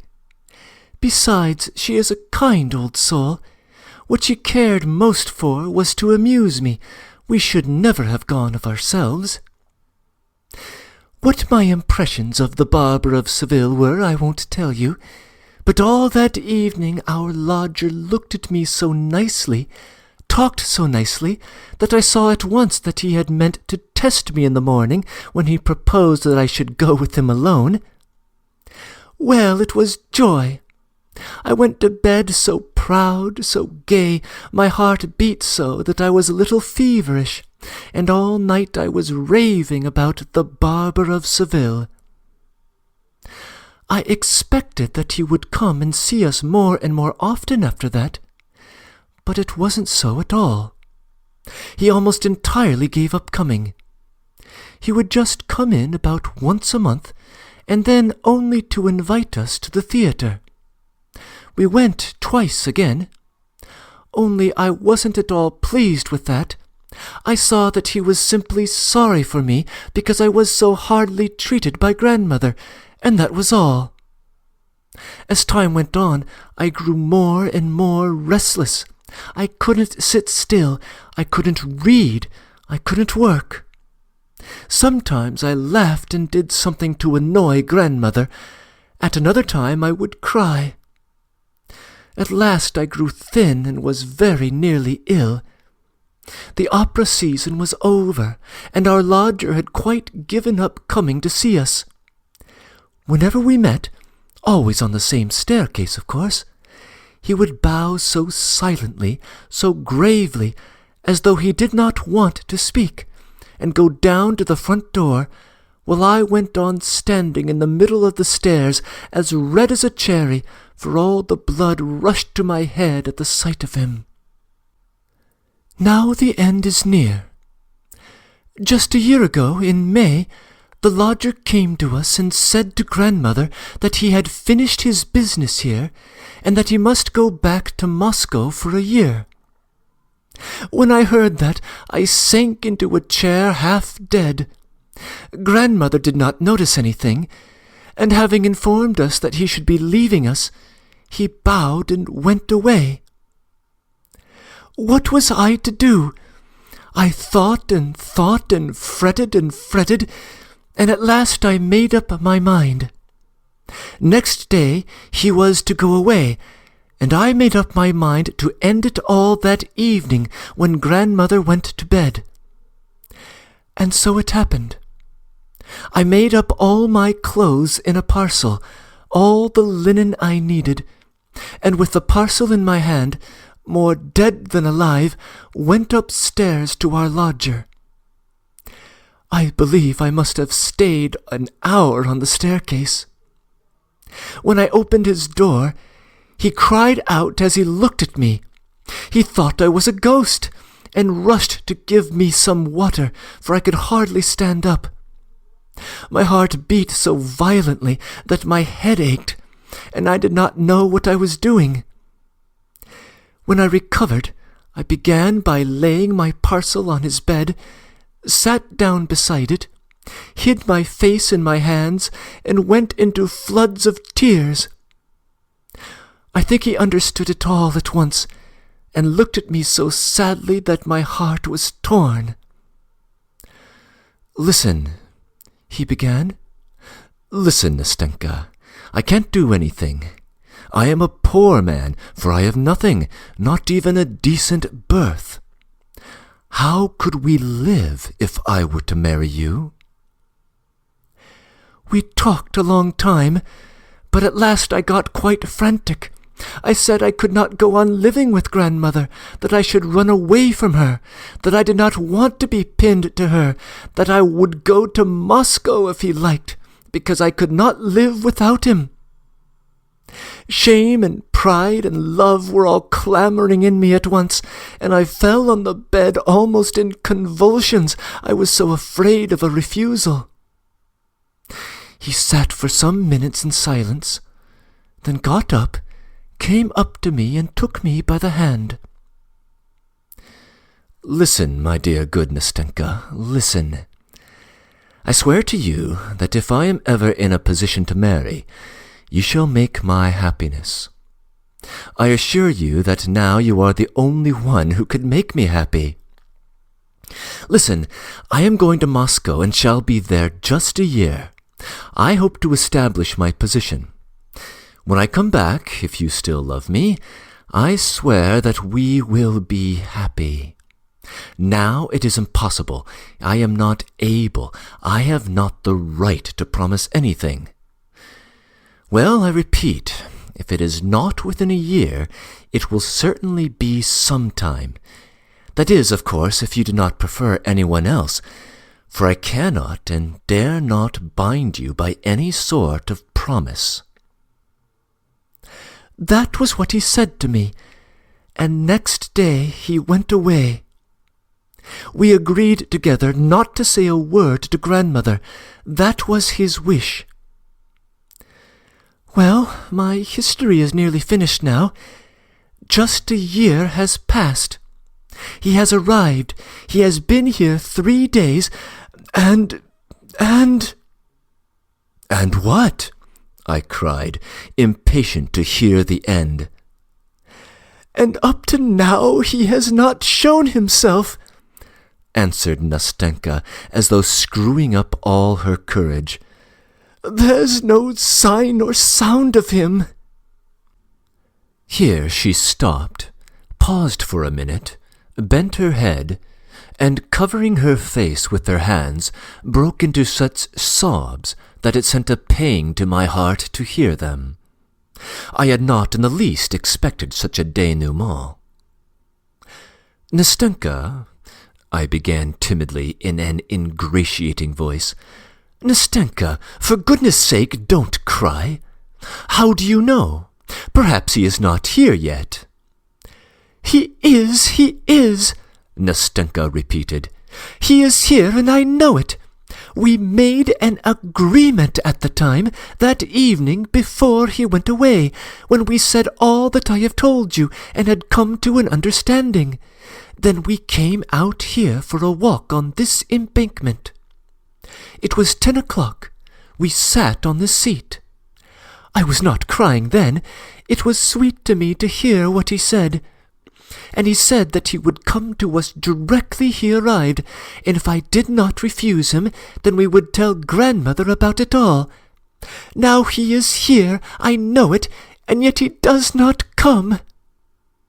And again she burst into tears.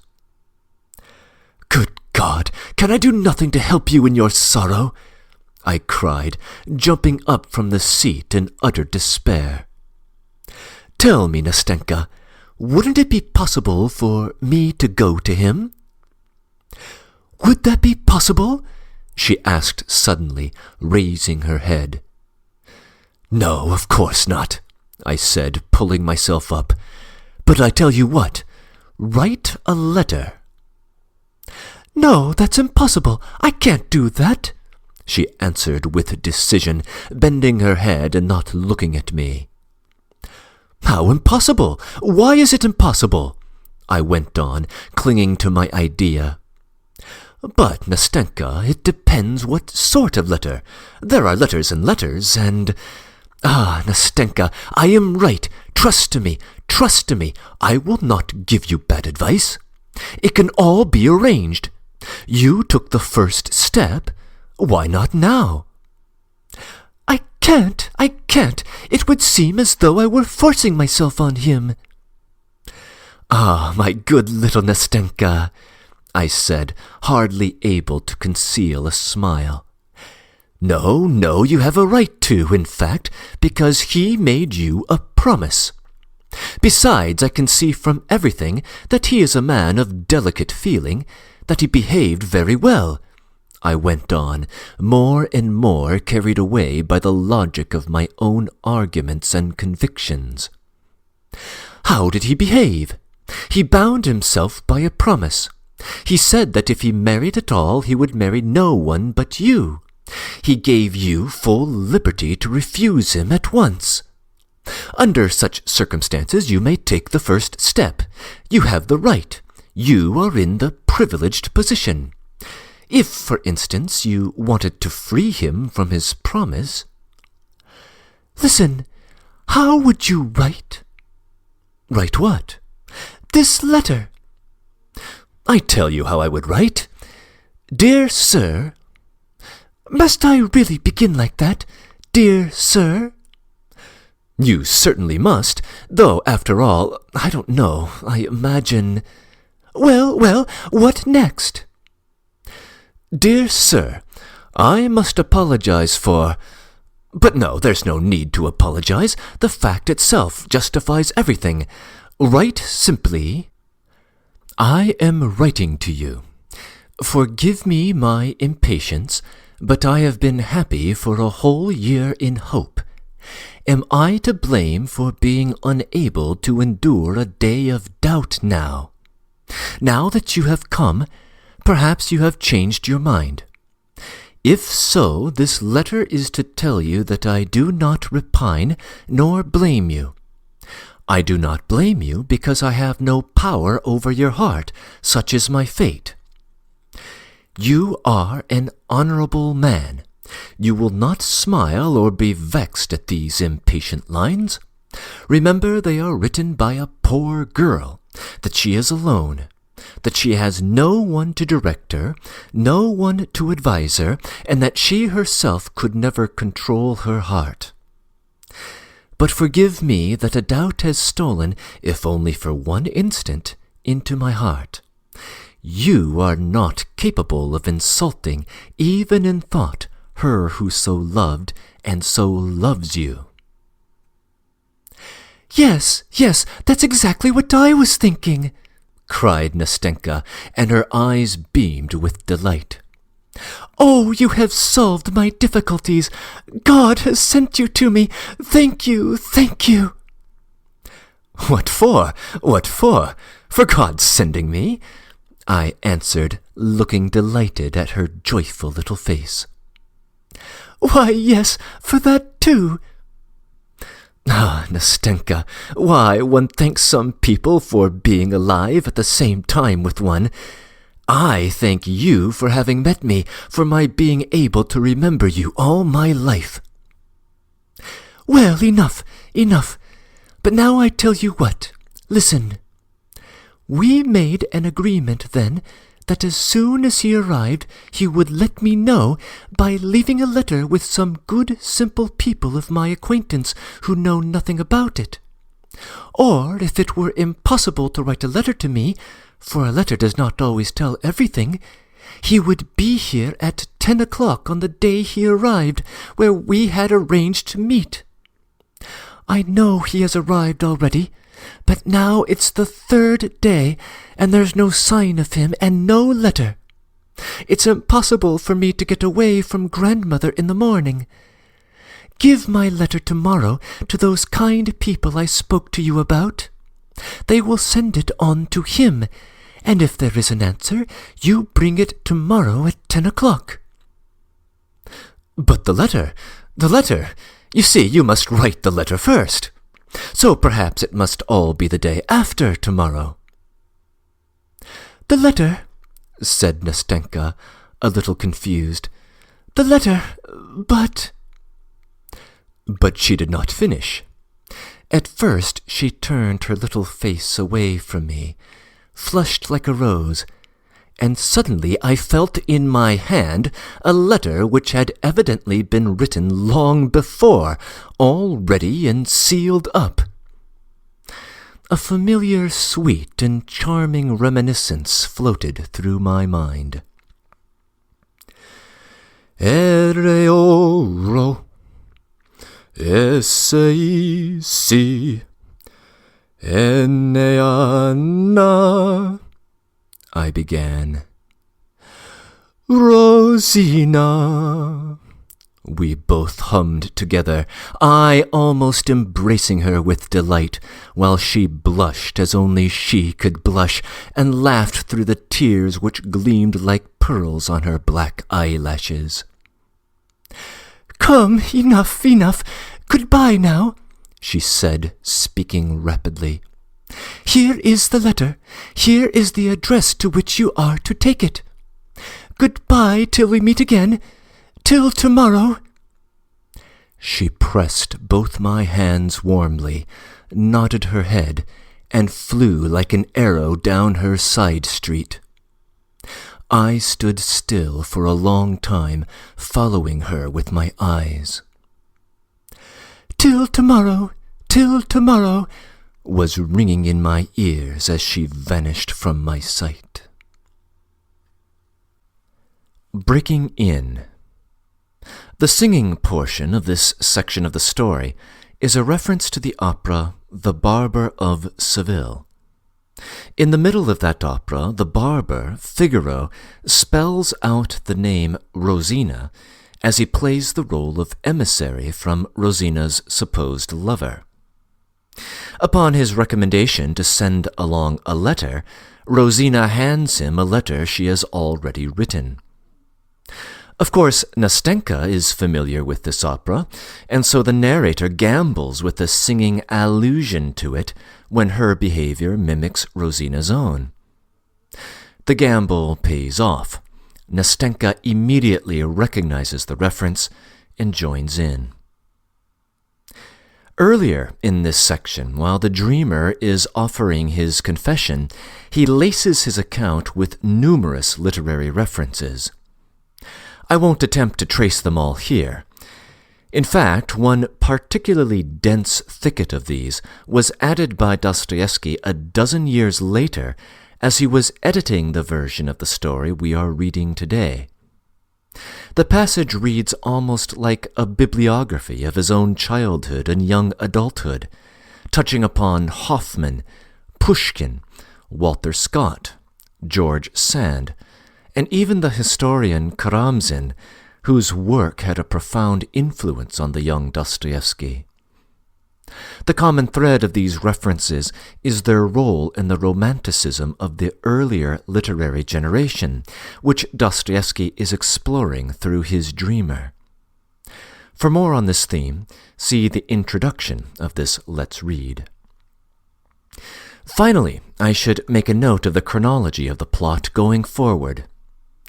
When the narrator picks up his pen again, He will do so from the perspective of 48 hours in advance of the events of this second night, on an evening when he does not meet with Nastenka, and he will relate the events of his third evening with her. The subsequent section will be labeled Fourth Night, but that title is best read as The Fourth Night Where the Two Characters Meet. Strictly and literally, the plot stretches through 5 nights and a following morning. End of comments. Third Night. Today was a gloomy, rainy day without a glimmer of sunlight, like the old age before me. I am oppressed by such strange thoughts, such gloomy sensations. Questions still so obscure to me are crowding into my brain, and I seem to have neither power nor will to settle them. It's not for me to settle all this. Today we shall not meet.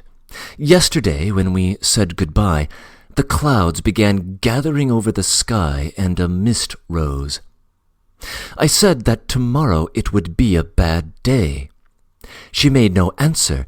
She did not want to speak against her wishes. For her that day was bright and clear. Not one cloud should obscure her happiness. "If it rains, we shall not see each other," she said. "I shall not come." I thought that she would not notice today's rain, and yet she has not come. Yesterday was our third interview, our third white night. But how fine joy and happiness makes anyone! How brimming over with love the heart is! One seems longing to pour out one's whole heart. One wants everything to be gay, everything to be laughing. And how infectious that joy is! There was such a softness in her words, such a kindly feeling in her heart towards me yesterday.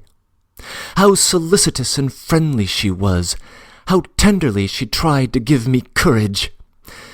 Oh, the coquetry of happiness! Well, I took it all for the genuine thing. I thought that she... But my God, how could I have thought it? How could I have been so blind when everything had been taken by another already, when nothing was mine? When, in fact, her very tenderness to me, her anxiety, her love, yes, love for me, was nothing else but joy at the thought of seeing another man so soon, desire to include me, too, in her happiness. When he did not come, when we waited in vain, she frowned. She grew timid and discouraged. Her movements, her words were no longer so light, so playful, so gay. And, strange to say, she redoubled her attentiveness to me, as though instinctively desiring to lavish on me what she desired for herself so anxiously if her wishes were not accomplished. My Nastenka was so downcast, so dismayed, that I think she realized at last that I loved her, and was sorry for my poor love. So when we are unhappy, we feel the unhappiness of others more. Feeling is not destroyed, but concentrated. I went to meet her with a full heart, and was all impatience. I had no presentiment that I should feel as I do now, that it would not all end happily. She was beaming with pleasure. She was expecting an answer. The answer was himself. He was to come, to run at her call. She arrived a whole hour before I did. At first she giggled at everything, laughed at every word I said. I began talking, but relapsed into silence. "Do you know why I am so glad?" she said. "So glad to look at you. Why I like you so much today." "Well?" I asked, and my heart began throbbing. "I like you because you have not fallen in love with me. You know that some men in your place would have been pestering and worrying me, would have been sighing and miserable, while you are so nice." Then she wrung my hand so hard that I almost cried out. She laughed. "Goodness, what a friend you are," she began gravely a minute later. "God sent you to me. What would have happened to me if you had not been with me now? How disinterested you are! How truly you care for me! When I am married, we will be great friends, more than brother and sister. I shall care almost as I do for him." I felt horribly sad at that moment, yet something like laughter was stirring in my soul. "You are very much upset," I said. "You are frightened. You think he won't come." "Oh dear," she answered, "if I were less happy, I believe I should cry at your lack of faith, at your reproaches. However, you have made me think and have given me a lot to think about. But I shall think later, and now I will own that you are right. Yes, I am somehow not myself. I am all suspense, and feel everything as it were too lightly. But hush, that's enough about feelings." At that moment we heard footsteps, and in the darkness we saw a figure coming towards us. We both started. She almost cried out. I dropped her hand and made a movement as though to walk away. But we were mistaken. It was not he. "What are you afraid of? Why did you let go of my hand?" she said, giving it to me again. "Come, what is it? We will meet him together. I want him to see how fond we are of each other." "How fond we are of each other?" I cried. "Oh, Nastenka, Nastenka," I thought, "how much you have told me in that saying. Such fondness at certain moments makes the heart cold and the soul heavy. Your hand is cold, mine burns like fire. How blind you are, Nastenka! Oh, how unbearable a happy person is sometimes! But I could not be angry with you." At last my heart was too full. "Listen, Nastenka," I cried. "Do you know how it has been with me all day?" "Why, how? Tell me quickly. Why have you said nothing all this time?" "To begin with, Nastenka, when I had carried out all your commissions, given the letter, gone to see your good friends, then I went home and went to bed." "Is that all?" she interrupted, laughing. "Yes, almost all," I answered, restraining myself, for foolish tears were already starting into my eyes. "I woke an hour before our appointment, and yet, as it were, I had not been asleep. I don't know what happened to me. I came to tell you all about it, feeling as though time were standing still, feeling as though one sensation, one feeling must remain with me from that time forever, feeling as though 1 minute must go on for all eternity, and as though all life had come to a standstill for me. When I woke up, it seemed as though some musical motive, long familiar, heard somewhere in the past, forgotten and voluptuously sweet, had come back to me now. It seemed to me that it had been clamoring at my heart all my life, and only now— "Oh, my goodness, Nastenka interrupted. "What does all that mean? I don't understand a word." "Ah, Nastenka, I wanted somehow to convey to you that strange impression," I began in a plaintive voice, in which there still lay hid a hope, though a very faint one. "Leave off! Hush!" she said, and in one instant the sly puss had guessed. Suddenly she became extraordinarily talkative, gay, mischievous. She took my arm, laughed, wanted me to laugh too, and every confused word I uttered evoked from her prolonged ringing laughter. I began to feel angry. She had suddenly begun flirting. "Do you know," she began, "I feel a little vexed that you are not in love with me. There's no understanding human nature. But all the same, Mr. Unapproachable, you cannot blame me for being so simple. I tell you everything, whatever foolish thought comes into my head."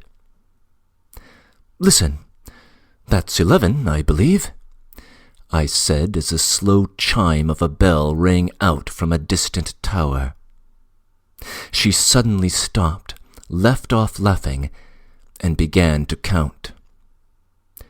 "Yes, it's 11, she said at last in a timid, uncertain voice. I regretted at once that I had frightened her, making her count the strokes, and I cursed myself for my spiteful impulse. I felt sorry for her and did not know how to atone for what I had done.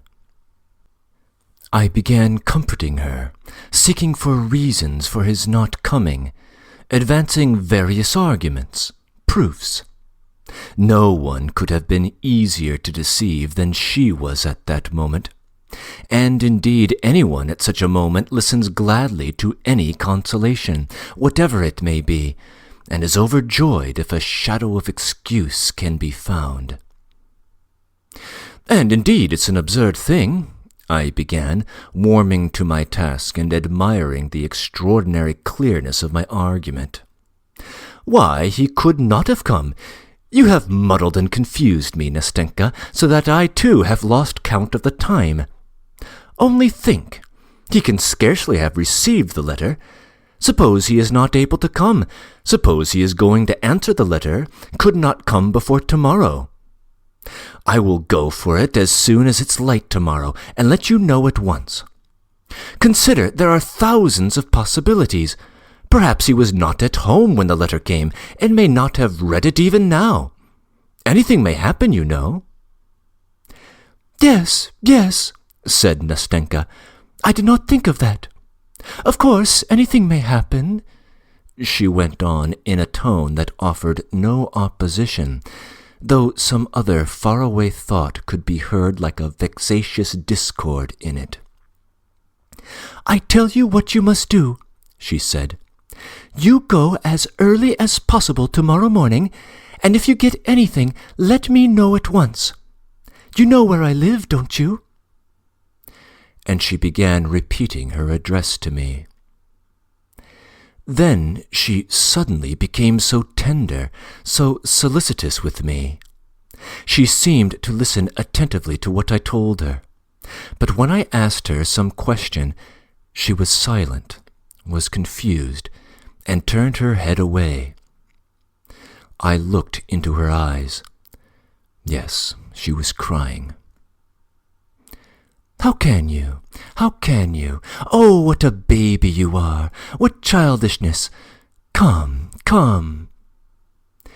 She tried to smile, to calm herself, but her chin was quivering, and her bosom was still heaving. "I was thinking about you," she said after a minute's silence. "You are so kind that I should be a stone if I did not feel it. Do you know what has occurred to me now? I was comparing you two. Why isn't he you? Why isn't he like you? He is not as good as you, though I love him more than you." I made no answer. She seemed to expect me to say something. "Of course, it may be that I don't understand him fully yet. You know, I was always, as it were, afraid of him. He was always so grave, as it were, so proud. Of course I know it's only that he seems like that. I know there is more tenderness in his heart than in mine. I remember how he looked at me when I went into him. Do you remember? With my bundle. But yet I respect him too much, and doesn't that show that we are not equals?" "No, Nastenka, no," I answered. It shows that you love him more than anything in the world, and far more than yourself." "Yes, supposing that is so," answered Nastenka naively. "But do you know what strikes me now? Only I am not talking about him now, but speaking generally. All this came into my mind some time ago. Tell me, how is it that we can't all be like brothers together? Why is it that even the best of men always seem to hide something from other people and to keep something back? Why not say straight out what is in one's heart when one knows that one is not speaking idly? As it is, everyone seems harsher than he really is, as though all were afraid of doing injustice to their feelings by being too quick to express them." "Oh, Nastenka, what you say is true, but there are many reasons for that," I broke in, suppressing my own feelings at that moment more than ever. "No, no," she answered with deep feeling. "Here, you, for instance, are not like other people. I really don't know how to tell you what I feel, but it seems to me that you, for instance, at the present moment, it seems to me that you are sacrificing something for me," she added timidly, with a fleeting glance at me. "Forgive me for saying so. I am a simple girl, you know. I have seen very little of life, and I really sometimes don't know how to say things," she added, in a voice that quivered with some hidden feeling, while she tried to smile. "But I only wanted to tell you that I am grateful, that I feel it all too. Oh, may God give you happiness for it. What you told me about your dreamer is quite untrue now. That is, I mean, it's not true of you. You are recovering. You are quite a different man from what you described. If you ever fall in love with someone, God give you happiness with her. I won't wish anything for her, for she will be happy with you. I know. I am a woman myself, so you must believe me when I tell you so." She ceased speaking and pressed my hand warmly. I, too, could not speak without emotion. Some minutes passed. "Yes, it's clear he won't come tonight," she said at last, raising her head. "It's late." "He will come tomorrow," I said in the most firm and convincing tone. "Yes," she added, with no sign of her former depression. "I see for myself now that he could not come till tomorrow. Well, goodbye till tomorrow. If it rains, perhaps I shall not come. But the day after tomorrow I shall come. I shall come for certain, whatever happens. Be sure to be here. I want to see you. I will tell you everything." And then, when we parted, she gave me her hand and said, looking at me candidly, "We shall always be together, shan't we?" "Oh, Nastenka, Nastenka, if only you knew how lonely I am now." As soon as it struck 9, I could not stay indoors, but put on my things and went out in spite of the weather. I was there, sitting on our seat. I went to her street, but I felt ashamed, and turned back without looking at their windows when I was 2 steps from her door. I went home more depressed than I had ever been before. What a damp, dreary day! If it had been fine, I should have walked about all night. But tomorrow she will tell me everything. The letter has not come today, however, but that was to be expected. They are together by now. 4th night. My God, how it has all ended! What it has all ended in! I arrived at 9 o'clock. She was already there. I noticed her a good way off. She was standing as she had been that first time, with her elbows on the railing, and she did not hear me coming up to her. Nastenka! I called to her, suppressing my agitation with an effort. She turned to me quickly. "Well?" she said. "Well, make haste." I looked at her in perplexity. "Well, where is the letter? Have you brought the letter?" she repeated, clutching at the railing. "No, there is no letter," I said at last. "Hasn't he been to you yet?" She turned fearfully pale and looked at me for a long time without moving. I had shattered her last hope. "Well, God be with him," she said at last in a breaking voice. "God be with him if he leaves me like that." She dropped her eyes, then tried to look at me and could not. For several minutes she was struggling with her emotion. All at once she turned away, leaning her elbows against the railing, and burst into tears. "Oh, don't," I began, but looking at her I had not the heart to go on, and what was I to say to her? "Don't try and comfort me," she said. "Don't talk about him. Don't tell me that he will come, that he has not cast me off so cruelly and so inhumanly as he has. What for? What for? Can there have been something in my letter, that unlucky letter?" At that point, sobs stifled her voice. My heart was torn as I looked at her. "Oh, how inhumanly cruel it is," she began again. "And not a line, not a line! He might at least have written that he does not want me, that he rejects me, but not a line for 3 days. How easy it is for him to wound, to insult the poor, defenseless girl whose only fault is that she loves him. Oh, what I've suffered during these 3 days! Oh, dear! When I think that I was the first to go to him, that I humbled myself before him, cried, that I begged of him a little love, and after that— Listen," she said, turning to me, and her black eyes flashed. "It isn't so. It can't be so. It isn't natural. Either you are mistaken or I. Perhaps he has not received the letter.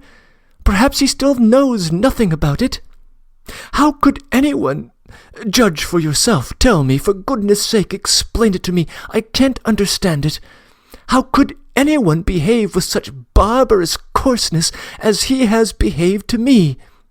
Not one word. Why, the lowest creature on earth is treated more compassionately. Perhaps he has heard something. Perhaps someone has told him something about me," she cried, turning to me inquiringly. "What do you think?"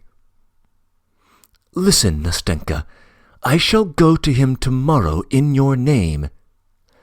"Yes?" "I will question him about everything. I will tell him everything." "Yes, yes?" "You write a letter. Don't say no, Nastenka. Don't say no. I will make him respect your action. He shall hear all about it. And if—" "No, my friend, no," she interrupted. "Enough.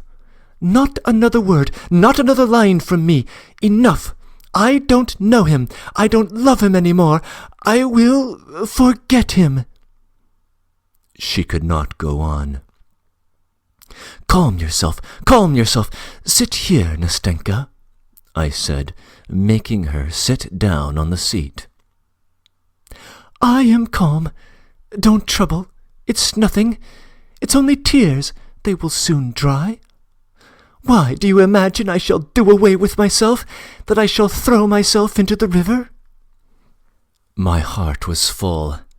I tried to speak, but I could not. "Listen," she said, taking my hand. "Tell me, you wouldn't have behaved like this, would you? You would not have abandoned a girl who had come to you of herself. You would not have thrown into her face a shameless taunt at her weak, foolish heart. You would have taken care of her. You would have realized that she was alone, that she did not know how to look after herself, that she could not guard herself from loving you, that it was not her fault, not her fault, that she had done nothing. Oh dear, oh dear. Nastenka, I cried at last, unable to control my emotion. Nastenka, you torture me. You wound my heart. You are killing me, Nastenka. I cannot be silent. I must speak at last, give utterance to what is surging in my heart. As I said this, I got up from the seat. She took my hand and looked at me in surprise.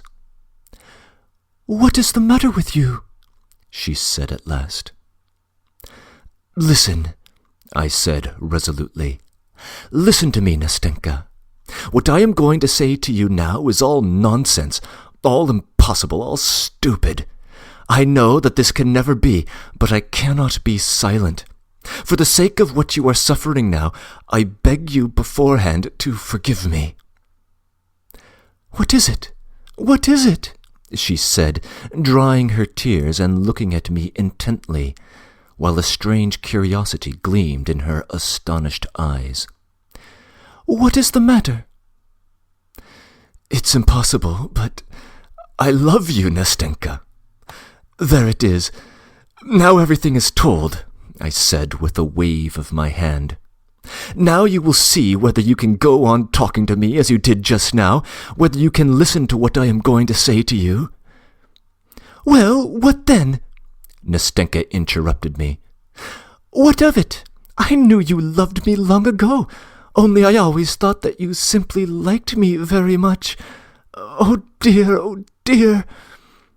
At first it was simply liking, Nastenka, but now, I am just in the same position as you were when you went to him with your bundle. In a worse position than you, Nastenka, because he cared for no one else as you do. What are you saying to me? I don't understand you in the least. But tell me, what's this for? I don't mean what for, but why are you so suddenly... Oh dear, I am talking nonsense, but you... And Nastenka broke off in confusion. Her cheeks flamed. She dropped her eyes. What's to be done, Nastenka? What am I to do? I am to blame. I have abused your... But no, I am not to blame, Nastenka. I feel that, I know that, because my heart tells me I am right, for I cannot hurt you in any way. I cannot wound you. I was your friend, but I am still your friend. I have betrayed no trust. Here, my tears are falling, Nastenka. Let them flow, let them flow. They don't hurt anybody. They will dry, Nastenka. Sit down, she said, making me sit down on the seat. Oh, my God. No, Nastenka, I won't sit down. I cannot stay here any longer. You cannot see me again. I will tell you everything and go away. I only want to say that you would never have found out that I loved you. I should have kept my secret. I would not have worried you at such a moment with my egoism. No. But I could not resist it now. You spoke of it yourself. It is your fault and not mine.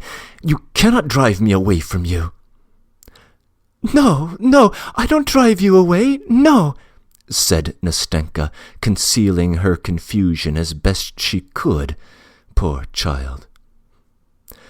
You don't drive me away? No, but I meant to run from you myself. I will go away, but first I will tell you all, for when you were crying here I could not sit unmoved. When you wept, when you were in torture at being...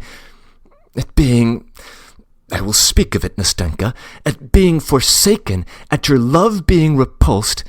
I felt that in my heart there was so much love for you, Nastenka, so much love. And it seemed so bitter that I could not help you with my love, that my heart was breaking, and I could not be silent. I had to speak, Nastenka, I had to speak. Yes, tell me, talk to me, said Nastenka with an indescribable gesture. Perhaps you think it strange that I talk to you like this, but speak. I will tell you afterwards. I will tell you everything. You are sorry for me, Nastenka. You are simply sorry for me, my dear little friend. What's done can't be mended. What is said cannot be taken back. Isn't that so? Well, now you know. That's the starting point. Very well. Now it's all right. Only listen. When you were sitting crying, I thought to myself, oh, let me tell you what I was thinking. I thought that... Of course it cannot be, Nastenka. I thought that you somehow, quite apart from me, had ceased to love him. Then I thought that yesterday and the day before yesterday, Nastenka, then I certainly would have succeeded in making you love me. You know, you said yourself, Nastenka, that you almost loved me. Well, what next? Well, that's nearly all I wanted to tell you. All that is left to say is how it would be if you loved me. Only that, nothing more. Listen, my friend, for anyway you are my friend. I am, of course, a poor, humble man, of no great consequence. But that's not the point. I don't seem to be able to say what I mean, Nastenka. I am so confused. Only I would love you. I would love you so that even if you still loved him, even if you went on loving the man I don't know, you would never feel that my love was a burden to you. You would only feel every minute that at your side was beating a grateful, grateful heart, a warm heart ready for your sake. Oh, Nastenka, Nastenka, what have you done to me? Don't cry. I don't want you to cry, said Nastenka, getting up quickly from the seat. Come along, get up. Come with me, don't cry, she said, drying her tears with her handkerchief. Let us go now. Maybe I will tell you something. If he has forsaken me now, if he has forgotten me, though I still love him, I do not want to deceive you. But listen, answer me. If I were to love you, for instance, that is, if I only...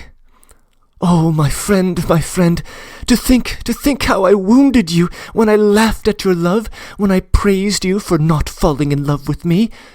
Oh, dear, how was it I did not foresee this? How could I have been so stupid? But... Well, I have made up my mind. I will tell you. Look here, Nastenka, do you know what? I'll go away. That's what I'll do. I am simply tormenting you. Here you are remorseful for having laughed at me, and I won't have you, in addition to your sorrow. Of course it is my fault, Nastenka, but goodbye. Stay, listen to me. Can you wait? What for? How? I love him, but I shall get over it. I must get over it. I cannot fail to get over it. I am getting over it. I feel that... Who knows? Perhaps it will all end today, for I hate him, for he has been laughing at me, while you have been weeping here with me. For you have not repulsed me as he has. For you love me while he has never loved me. For, in fact, I love you myself. Yes, I love you. I love you as you love me. I have told you so before. You heard it yourself. I love you because you are better than he is, because you are nobler than he is, because he... The poor girl's emotion was so violent that she could not say more. She laid her head upon my shoulder, then upon my bosom, and wept bitterly.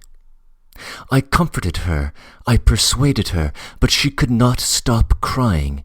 She kept pressing my hand and saying between her sobs, Wait, it will be over in a minute. I want to tell you, you mustn't think that these tears... It's nothing, it's weakness. Wait till it's over. At last she left off crying, dried her eyes, and we walked on again. I wanted to speak, but she still begged me to wait. We were silent. At last she plucked up courage and began to speak. "It's like this," she began in a weak and quivering voice, in which, however, there was a note that pierced my heart with a sweet pang. "Don't think that I am so light and inconstant. Don't think that I can forget and change so quickly. I have loved him for a whole year, and I swear by God that I have never, even in thought, been unfaithful to him. He has despised me. He has been laughing at me. God forgive him. But he has insulted me and wounded my heart. I do not love him, for I can only love what is magnanimous, what understands me, what is generous. For I am like that myself, and he is not worthy of me. Well, that's enough of him. He has done better than if he had deceived my expectations later, and shown me later what he was. Well, it's over. But who knows, my dear friend," she went on, pressing my hand, "who knows, perhaps my whole love was a mistaken feeling, a delusion. Perhaps it began in mischief, in nonsense, because I was kept so strictly by grandmother. Perhaps I ought to love another man, not him, a different man, who would have pity on me, and... But don't let us say any more about that." Nastenka broke off, breathless with emotion. "I only wanted to tell you that if, although I love him, did love him, if, in spite of this, you still say, if you feel that your love is so great that it may at last drive from my heart my old feeling, if you will have pity on me, if you do not want to leave me alone to my fate, without hope, without consolation, if you are ready to love me always as you do now, I swear to you that gratitude, that my love will be at last worthy of your love. Will you take my hand?" "Nastenka!" I cried, breathless with sobs. "Nastenka! Oh, Nastenka!" Enough! Well, now it's quite enough," she said, hardly able to control herself. "Well, now all has been said, hasn't it? Hasn't it? You are happy. I am happy, too. Not another word about it. Wait. Spare me. Talk of something else, for God's sake." "Yes, Nastenka, yes. Enough about that. Now I am happy. Yes, Nastenka, yes. Let us talk of other things. Let us make haste and talk. Yes, I am ready." And we did not know what to say. We laughed, we wept, we said thousands of things meaningless and incoherent. At one moment we walked along the pavement, then suddenly turned back and crossed the road. Then we stopped and went back again to the embankment. We were like children. "I am living alone now, Nastenka," I began. "But tomorrow... Of course, you know, Nastenka, I am poor. I have only got 1,200 roubles, but that doesn't matter." "Of course not. And Granny has her pension, so she will be no burden. We must take Granny." "Of course we must take Granny, but there's Matryona." "Yes, and we've got Fyokla, too." "Matryona is a good woman, but she has one fault. She has no imagination, Nastenka, absolutely none. But that doesn't matter." "That's all right. They can live together. Only you must move to us tomorrow." "To you? How so?" "All right, I am ready." "Yes, hire a room from us. We have a top floor. It's empty. We had an old lady lodging there, but she has gone away, and I know Granny would like to have a young man. I said to her, 'Why a young man?' And she said, 'Oh, because I am old. Only don't you fancy, Nastenka, that I want him as a husband for you?' So I guessed it was with that idea." "Oh, Nastenka." and we both laughed. "Come, that's enough, that's enough. But where do you live? I've forgotten." "Over that way, near X Bridge, Branikov's buildings." "It's that big house?" "Yes, that big house." "Oh, I know, a nice house. Only you know you had better give it up and come to us as soon as possible." "Tomorrow, Nastenka, tomorrow. I owe a little for my rent there, but that doesn't matter. I shall soon get my salary." "And do you know I will perhaps give lessons? I will learn something myself and then give lessons."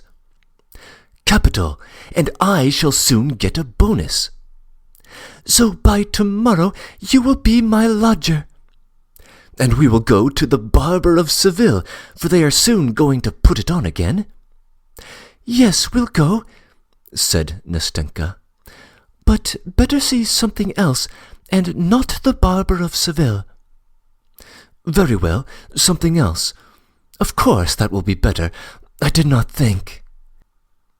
As we talked like this, we walked along in a sort of delirium, a sort of intoxication, as though we did not know what was happening to us.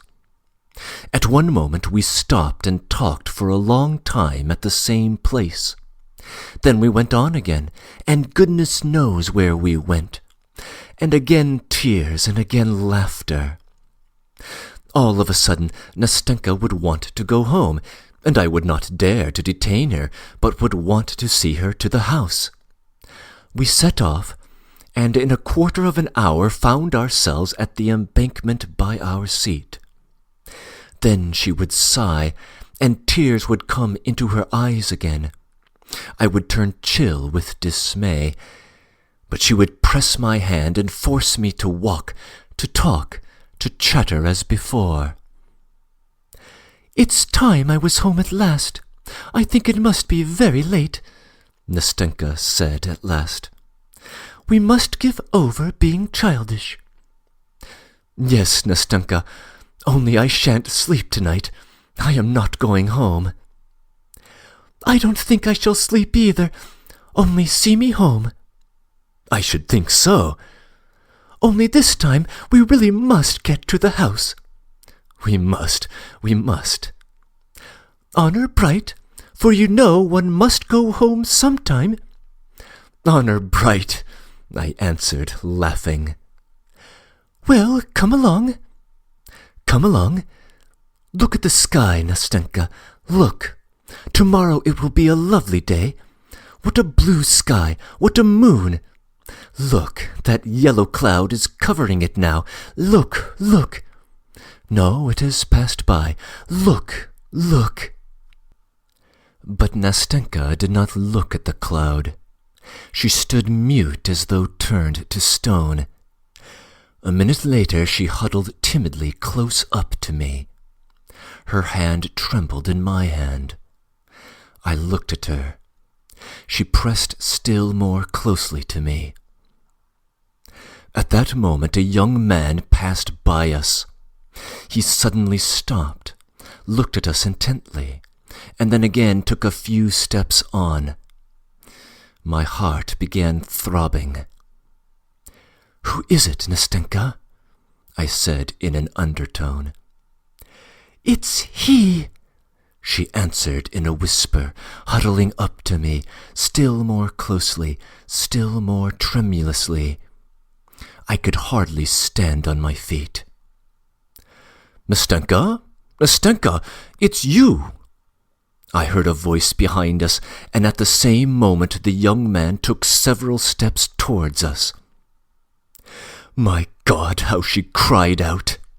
How she started! How she tore herself out of my arms and rushed to meet him! I stood and looked at them, utterly crushed. But she had hardly given him her hand, had hardly flung herself into his arms, when she turned to me again, was beside me again in a flash, and before I knew where I was, she threw both arms round my neck and gave me a warm, tender kiss.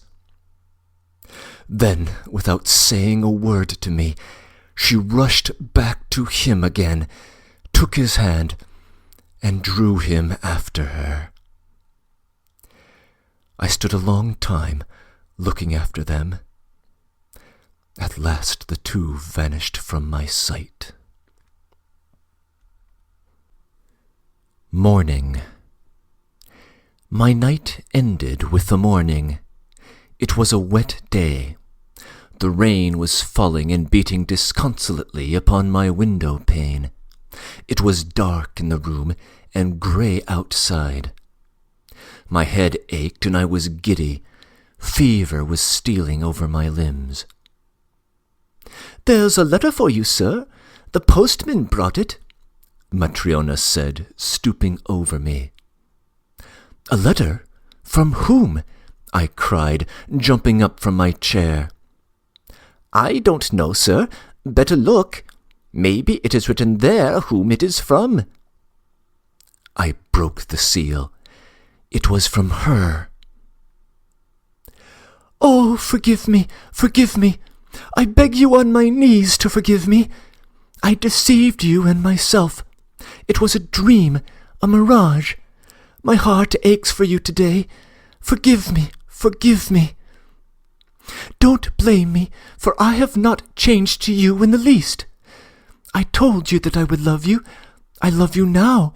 I more than love you. Oh, my God, if only I could love you both at once. Oh, if only you were he." "Oh, if only he were you," echoed in my mind. I remembered your words, Nastenka. "God knows what I would do for you now. I know that you are sad and dreary. I have wounded you, but you know when one loves, a wrong is soon forgotten, and you love me. Thank you, yes, thank you for that love, for it will live in my memory like a sweet dream which lingers long after awakening.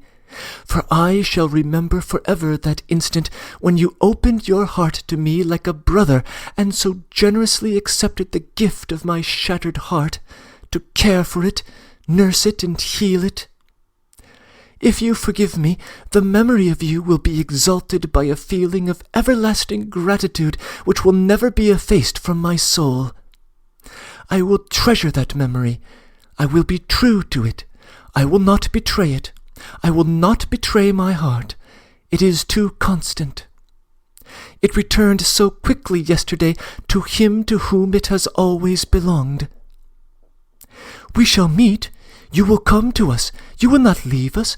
You will be forever a friend, a brother to me. And when you see me, you will give me your hand. Yes? You will give it to me. You have forgiven me, haven't you? You love me as before? Oh, love me. Do not forsake me, because I love you so at this moment, because I am worthy of your love, because I will deserve it. My dear, next week I am to be married to him. He has come back in love. He has never forgotten me. You will not be angry at my writing about him. But I want to come and see you with him. You will like him, won't you? Forgive me. Remember and love your Nastenka. I read that letter over and over again for a long time. Tears gushed to my eyes. At last it fell from my hands and I hid my face. Dearie, I say, dearie, Matryona began. What is it, Matryona? I have taken all the cobwebs off the ceiling. You can have a wedding or give a party. I looked at Matryona.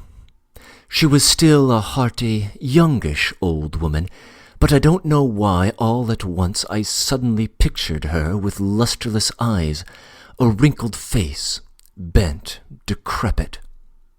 I don't know why I suddenly pictured my room grown old like Matryona. The walls and the floors looked discolored. Everything seemed dingy. The spider's webs were thicker than ever. I don't know why, but when I looked out of the window, it seemed to me that the house opposite had grown old and dingy too, that the stucco on the columns was peeling off and crumbling, that the cornices were cracked and blackened, and that the walls, of a vivid deep yellow, were patchy.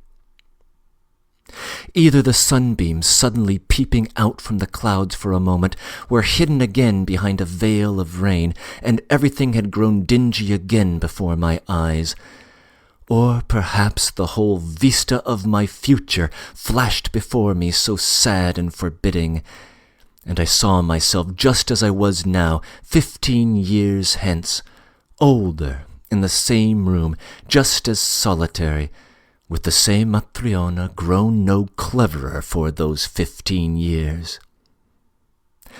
But to imagine that I should bear you a grudge, Nastenka, that I should cast a dark cloud over your serene, untroubled happiness, that by my bitter reproaches I should cause distress to your heart, should poison it with secret remorse, and should force it to throb with anguish at the moment of bliss, that I should crush a single one of those tender blossoms which you have twined in your dark tresses when you go with him to the altar.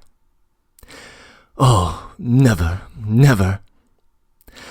May your sky be clear, may your sweet smile be bright and untroubled, and may you be blessed for that moment of blissful happiness which you gave to another lonely and grateful heart. My God, a whole moment of happiness! Is that too little for the whole of a man's life? This concludes White Nights. What follows are a few comments on the story. However, if this is your first exposure to the story, you might want to pause or stop the video now. I do not want to render your experience banal by talking too much about it. In fact, I do not want to address the emotional impact of the story at all here. Rather, I am drawn to the final question with which our dreamer leaves us. Is a single moment of happiness enough for the whole of a man's life? For the dreamer, this has the flavor of a rhetorical question, and of course his answer is yes. He looks to his future and sees a dreary, solitary existence, yet he imagines that he will be sustained through it all by his happiness in the real world for the span of a few days with a flesh-and-blood companion. He has lived for a little while in reality. He has known and loved someone, and this, he thinks, may well be enough. And since the dreamer's perspective emerges from Dostoevsky's personal feuilleton, we might guess that he speaks for the youthful author as well. However, in her introduction to the Barnes & Noble edition of the story, Deborah Martinson suggests that, from the context of Dostoevsky's complete literary career, the correct answer to the question is no. Along with the double, the Barnes & Noble edition collects White Nights with Notes from Underground, The Meek One, and The Dream of a Ridiculous Man. These latter four narratives have been characterized by some scholars, Martinson cites Robert Belknap, as composing four parts of a novel which almost exists. Each of them is told from the perspective of an unnamed narrator who is isolated from society. These narrators vary in age as the author himself grows older. Each of them experiences breaks in their isolation by an encounter with a young woman or girl who offers a possible path toward some kind of redemption, a path which is not always taken. When viewed against the backdrop of these older, similarly isolated figures, the future of our dreamer does not look bright. In fact, it looks potentially miserable. Further, we might wonder whether the dreamer truly ever encounters the real world at all. Nastenka herself testifies on that third night that he does, that he is recovering from his old habits and is not at all like the isolated dreamer he has described. And yet his fascination with Nastenka seems in part to be due to her similarity to the beautiful figures of his imagination, a similarity which is hinted at in his lengthy confession during their second meeting. When all is said and done, what he has encountered is a brief time slice of the girl, and we might worry that this time slice will become just another character of his dreaming for the years to come. Of course, the dreamer is himself aware of the dangers of his own lifestyle, and we can hope that he will take Nastenka up on the invitation to be a lifelong friend of the new happy couple. Given his remarkably selfless goodwill at the end of this story, perhaps that's not a misplaced hope. And perhaps his life may indeed be redeemed by coming out of that isolation, rather than basing his whole life on that single moment of happiness. There may be another danger of dreaming, one that gets clear expression much later in Dostoevsky's career. In his magnum opus, The Brothers Karamazov, in the celebrated chapter Rebellion, the character Ivan Karamazov begins with his statement that while he could love mankind, and even die for mankind, he does not know how anyone can love his fellow man. It is easy to love an abstraction, a malleable object of one's own artifice, which bends so neatly to one's own will. It is another thing entirely to love a human being with a will of his own, with all the ugliness and stench and sores that decaying biological matter is destined to suffer, with stubborn imperfections that refuse to disappear. For those who spend their days in abstractions, for dreamers, for writers, for readers, for philosophers, perhaps even for the religious, the danger is that we might come to love our dreams more than our fellow man. The hymn cannot be allowed to become more important than the human. And yet, the hymn and the dream remain beautiful and good in their own right, as the first few pages of this story argue. In fact, dreaming would become very important for Dostoevsky during the ordeals he would soon be facing.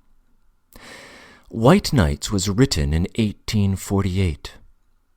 In the April of 1849, the young author was arrested on political charges and would spend several difficult months in the Peter and Paul fortress, undergoing interrogations that would climax in a death sentence that was commuted at the last minute to imprisonment in Siberia. During those months, he was sustained by his own dreams and put them to paper in a short story entitled A Little Hero. I will be tackling that story in the months ahead. His arrest also put an abrupt end to another project he had been working on. In fact, the most ambitious endeavor of his early career, the novel Natochka Nezvanova. That work was abandoned, and he never did pick it up again after his return from exile, and so it remains incomplete. I expect to address it in some way in the near future, perhaps even giving it the full Let's Read treatment, despite its unfinished status. But the current Let's Read is at an end. Per usual, if you would like to correct or add to these remarks, feel free to do so in the comments section below. I thank you for listening, and I hope you enjoyed the experience.